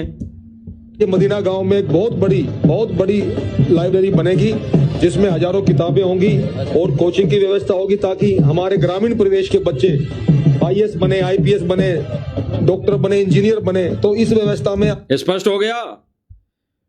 अरे भाई ये हम नहीं कह रहे हैं, ये दाढ़ी वाले पीले कपड़े पहनकर बाबा जी कह रहे हैं। और वो भी कह कहाँ रहे हैं? दनाना आश्रम के मेन गेट पर ढोल नगाड़ों के साथ कह रहे हैं, सोशल मीडिया पर कह रहे हैं। सुन लीजिए। इसे गाते हुए, ढोल बजाते हुए आप देख रहे ढोल बज रहे हैं। तो संत रामपाल जी महाराज ने अब शिक्षा के प्रचार प्रसार के लिए और आगे 4 कदम बढ़ा दिए हैं। अब ये मदीना गांव में एक बहुत बड़ी लाइब्रेरी बनेगी जिसमें हजारों किताबें होंगी और कोचिंग की व्यवस्था होगी ताकि हमारे ग्रामीण परिवेश के बच्चे आईएएस बने, आईपीएस बने, डॉक्टर बने, इंजीनियर बने। तो इस व्यवस्था में अभी करोड़ों की रुपए की लागत से ये लाइब्रेरी बनेगी। तो ये पूरा गांव स्वतः ही उठ करके संत रामपाल जी महाराज का गुणगान करने आए, उनका धन्यवाद करने के लिए आए हैं। ढोल नगाड़ों के साथ पहुंचे हैं लोग। क्या कह रहे हैं कि ढोल नगाड़ों के साथ संत रामपाल जी का स्वागत करने आए हैं। संत रामपाल जी तो जेल में हैं, कहाँ स्वागत करोगे भाई? अरे यहां तो खुद अपना स्वागत करवाने आए हो ढोल नगाड़ों के साथ। अब विचार करना, देख लीजिए, आपको दिखाई दे रहा होगा सफेद कपड़ों में बीच में आपको दिखाई दे रहा होगा अच्छी तरह, देख लीजिए। ढोल नगाड़ों के साथ मेन गेट में एंट्री। संत रामपाल जी महाराज का गुणगान करने आए, उनका धन्यवाद करने के लिए आए हैं। ढोल नगाड़ों के साथ पहुंचे हैं लोग।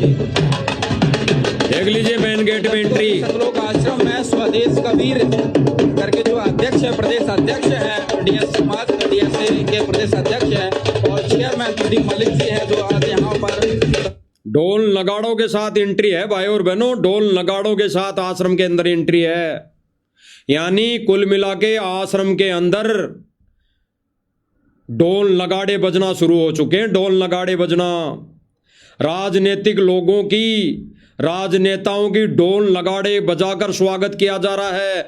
और स्वागत कौन कर रहा है? सतलोक आश्रम मैनेजमेंट कमेटी और संत रामपाल जी महाराज जी का कलयुगी परिवार।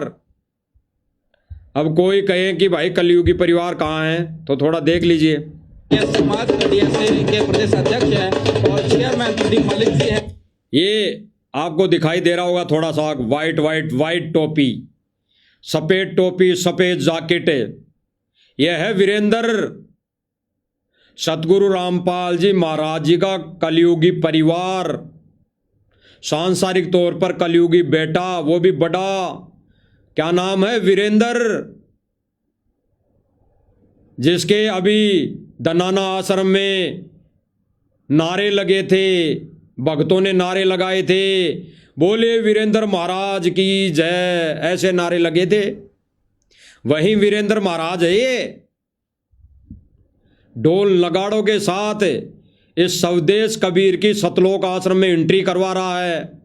ये अंदर रहता है तो मेन गेट पे क्यों चला गया?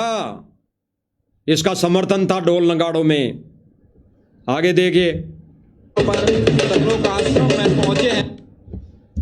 ये है वो सफेद टोपी वाला वीरेंद्र, भगत समाज का वीरेंद्र महाराज।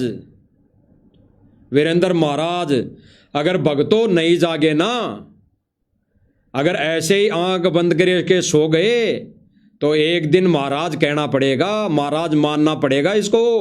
आने वाले समय में दंडोत भी करना पड़ेगा इनको।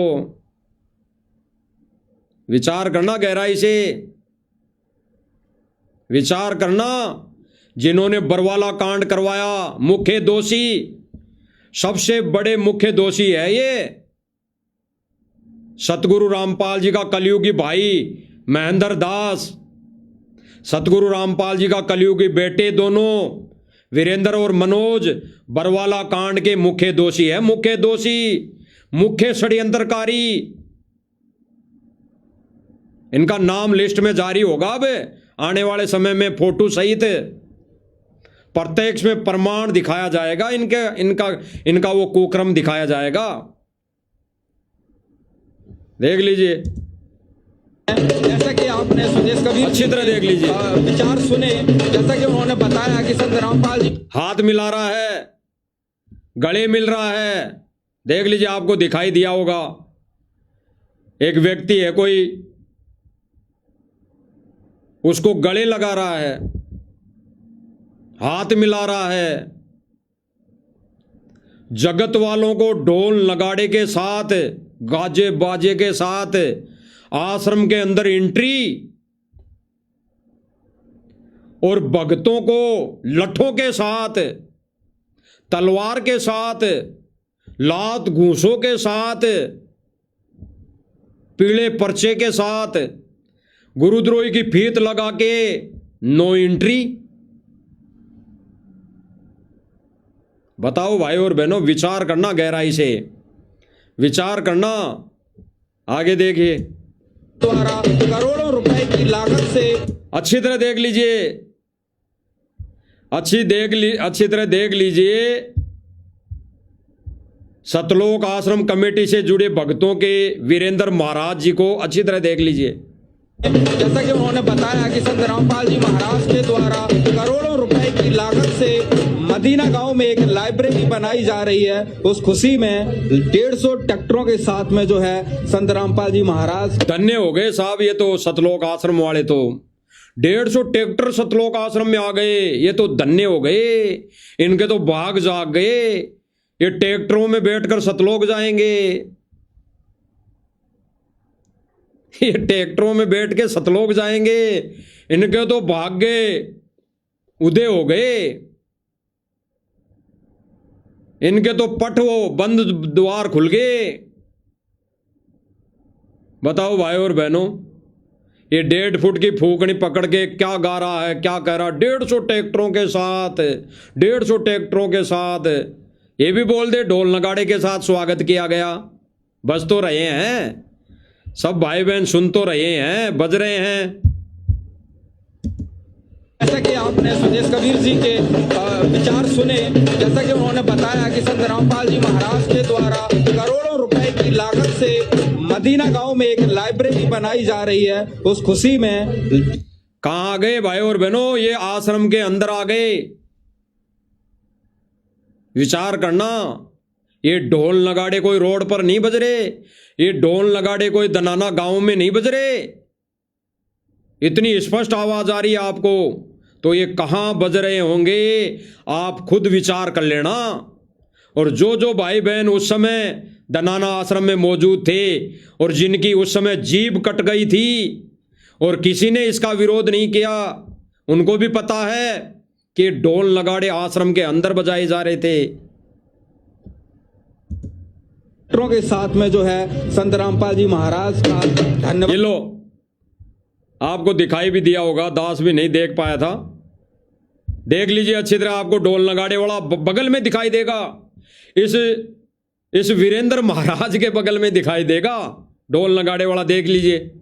150 ट्रैक्टरों के साथ में जो है संत रामपाल, वो देख लीजिए भाई और बहनों, वो खड़ा जो दाढ़ी मूछ वाले कबीर जी की फोटो है, जो दाढ़ी मूछ वाले की कबीर जी की फोटो है, उसके जस्ट नीचे देख लो, गले में ढोल टांग के खड़ा है। यानी सतलोक आश्रम के अंदर ढोल नगाड़े वाले हैं, अंदर बजाए जा रहे हैं। दास को भी भाई और बहनों अभी दिखाई दिया ये, नहीं दास तो ये सोच रहा था हो सकता है गेट पे ही बज रहे होंगे और वहां से ये रिकॉर्ड हो रही होगी, लेकिन अब दिखाई दिया ये तो अच्छी तरह है, आश्रम के अंदर ढोल नगाड़े बज रहे हैं। बता दो,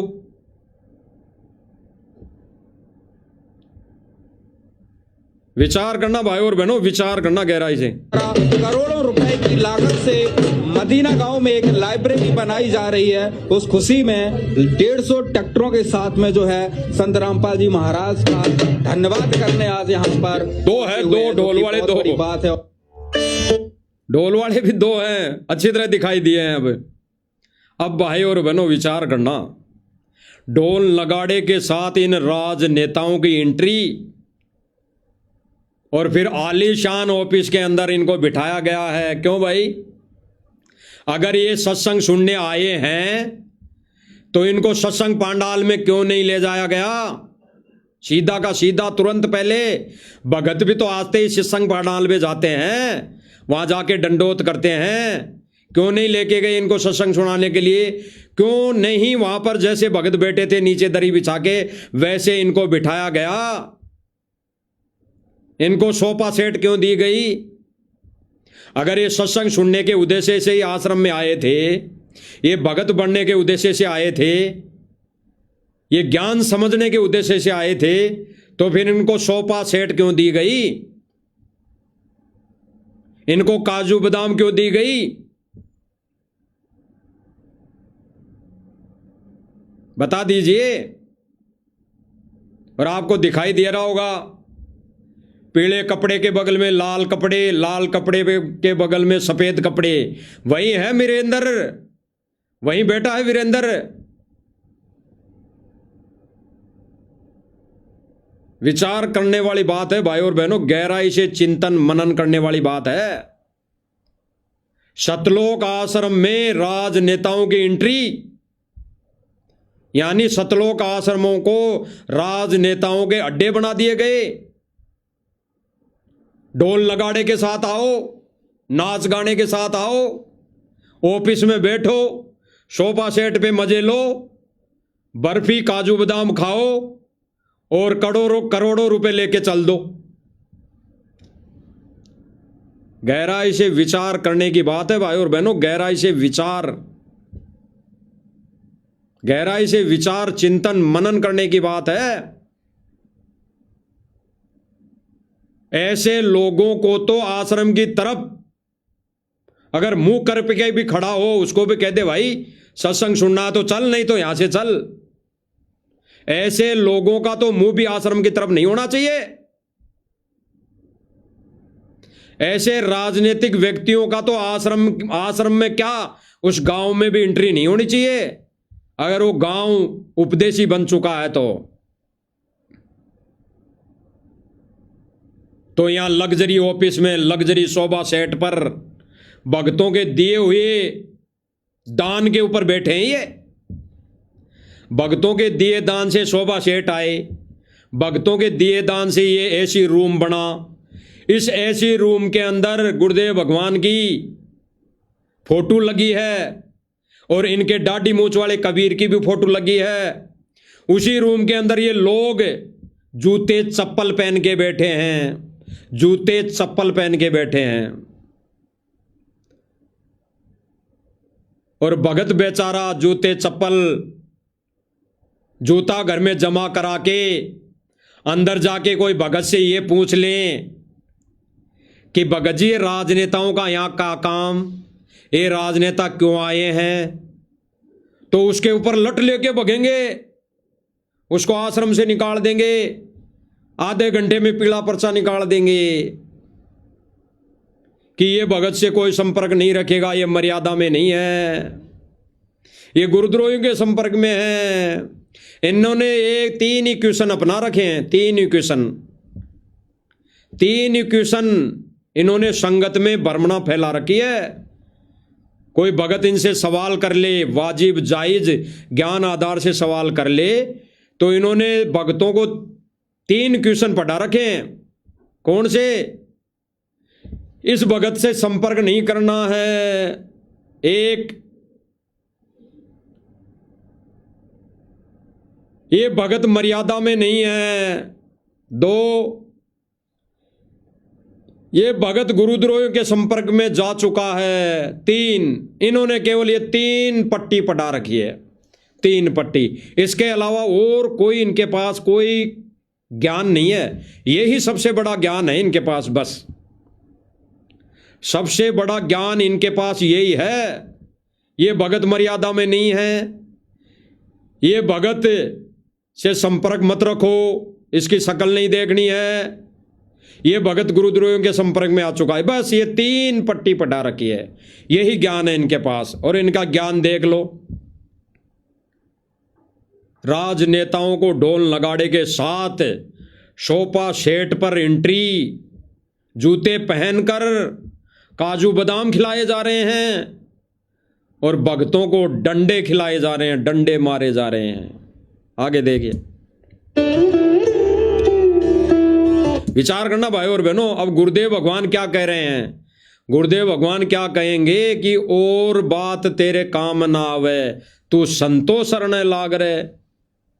गुरुदेव भगवान तो कह रहे हैं कि और बात तेरे किसी काम की नहीं, तू केवल संत का संग कर, संत की शरण में रह, संत का सत्संग सुन, संत का ज्ञान ग्रहण कर, संत से उपदेश ले, भक्ति कर, संत की पूजा कर, संत को खुश कर।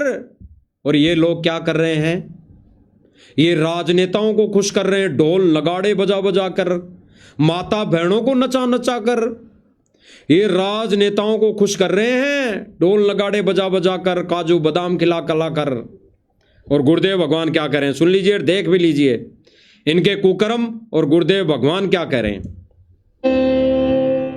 और ये पीले कपड़े में स्वदेश कबीर, और आखिर में आपको दिख रहा होगा सफेद कपड़ों में वीरेंद्र, सतलोक आश्रम कमेटी का उप प्रधान, और सतलोक आश्रम से जुड़े भगत भाई बहनों का महाराज। देख लीजिए, आपके महाराज के कुकर्म देख लीजिए।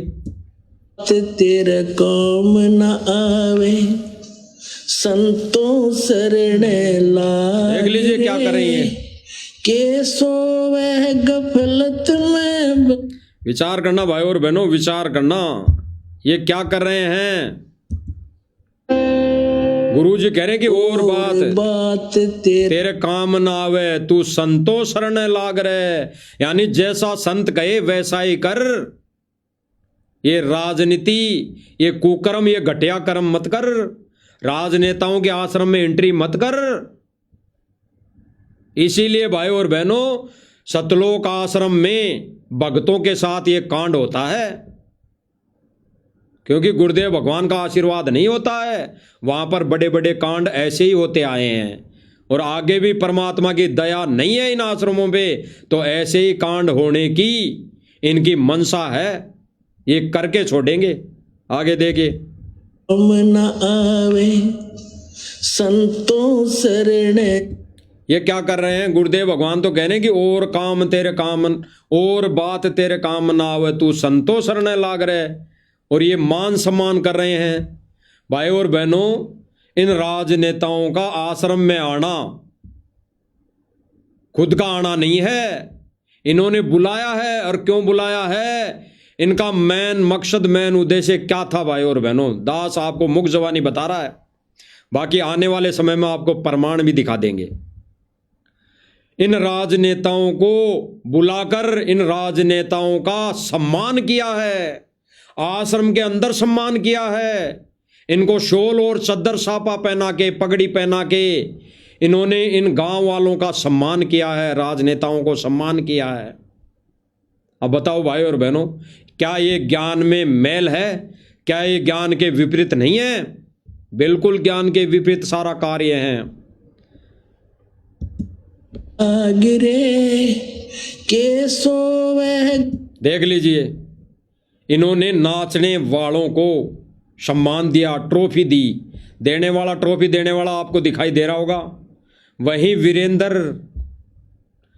वीरेंद्र है। और थोड़ा सा ये दो व्यक्ति मेरे पीछे आ गए होंगे, जो आपको अब आगे दिखाई दे जाएंगे। ये दो व्यक्ति है, महेंद्र और मोहनलाल, और शायद ये बलजीत है। देख लीजिए। बंदे जाग जाग नर जाग। अब आपको दिखाई दे गए होंगे ये दोनों। जाग जाग नर। अब देख लीजिए, ये आश्रम है, आश्रम, ये सतलोक आश्रम दनाना है, जिनमें राजनेताओं को बुलाकर ये सम्मान कर रहे हैं। ये राजनेताओं का सम्मान कर रहे हैं आश्रमों के अंदर, और ये कहते हैं, मीडिया के अंदर अफवाह फैलाते हैं कि फलाना महाराज भी आश्रम में आ गया, संत रामपाल जी महाराज जी का सत्संग सुनने आ गया। अब आप आके आंखों देख लो, इन राजनेताओं को क्यों बुलाया जा रहा है? सम्मान देने के लिए सम्मान कर रहे हैं, वो भी ढोल नगाड़ों के साथ।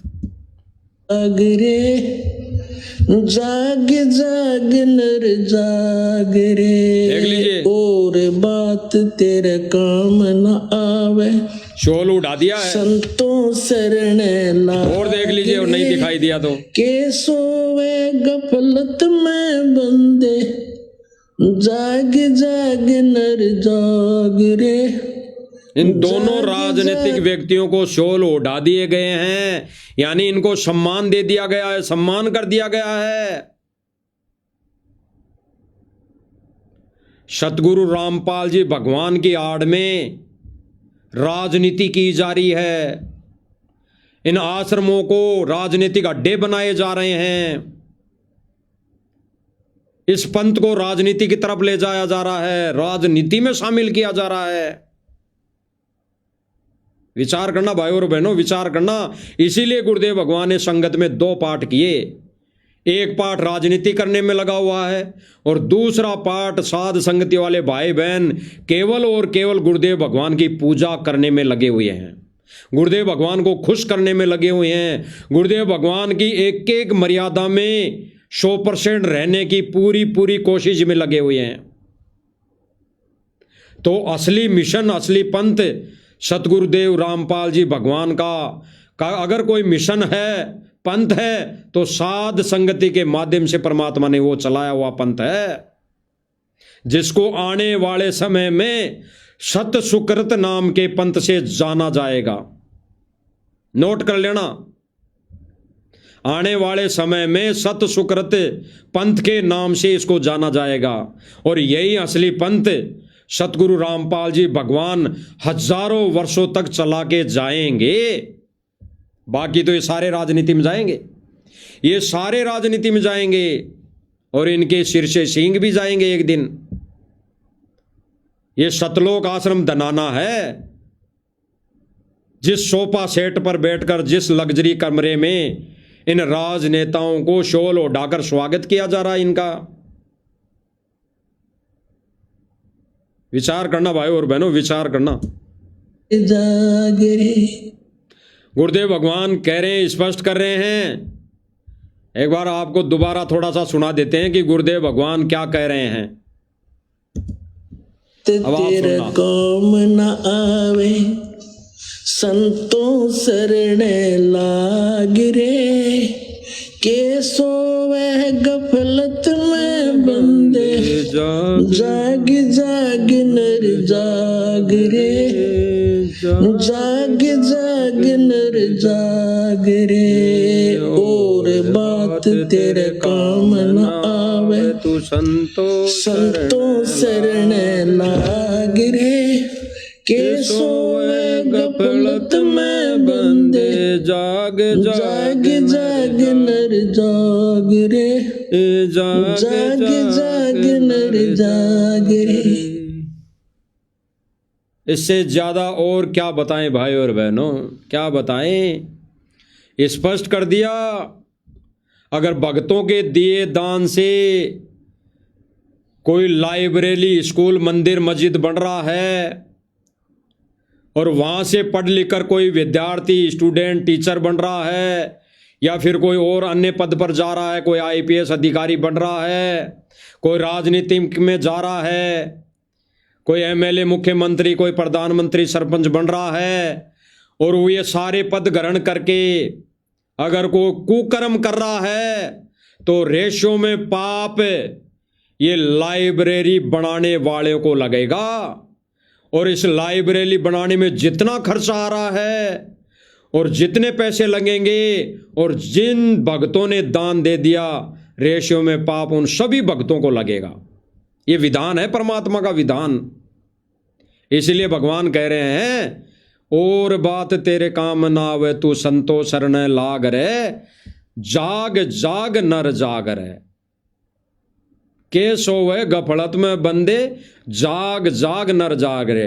तो भाई और बहनों, ये सतलोक आश्रम मैनेजमेंट सोया हुआ है, सोया हुआ है, और इसको जगाने के लिए परमेश्वर ने साध संगति के माध्यम से सत्य सेवक भाई बहनों को खड़ा कर रखा है।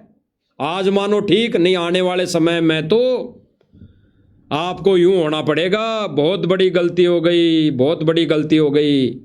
लेकिन फिर भी साध संगति वाले भाई बहन गले मिलने के लिए तैयार रहेंगे, गले मिलने के लिए तैयार, क्योंकि हमने अंदर द्वेष नहीं पाला किसी के भी प्रति। तो विचार करना भाई और बहनों, आगे जब भी मालिक समय देंगे तो सतलोक आश्रम कमेटी के जितने भी प्रधान हैं इनका सबका चेहरा दिखाया जाएगा। अगर मालिक ने दया की तो सबके एक एक के कर्म कुकर्म बताए जाएंगे। सदस्य में इस कमेटी में क्या उसका रोल है, क्या पद है, सबके बताए जाएंगे। करोता कांड और बरवाला कांड के समय इनका क्या रोल था वो बता दिया जाएगा।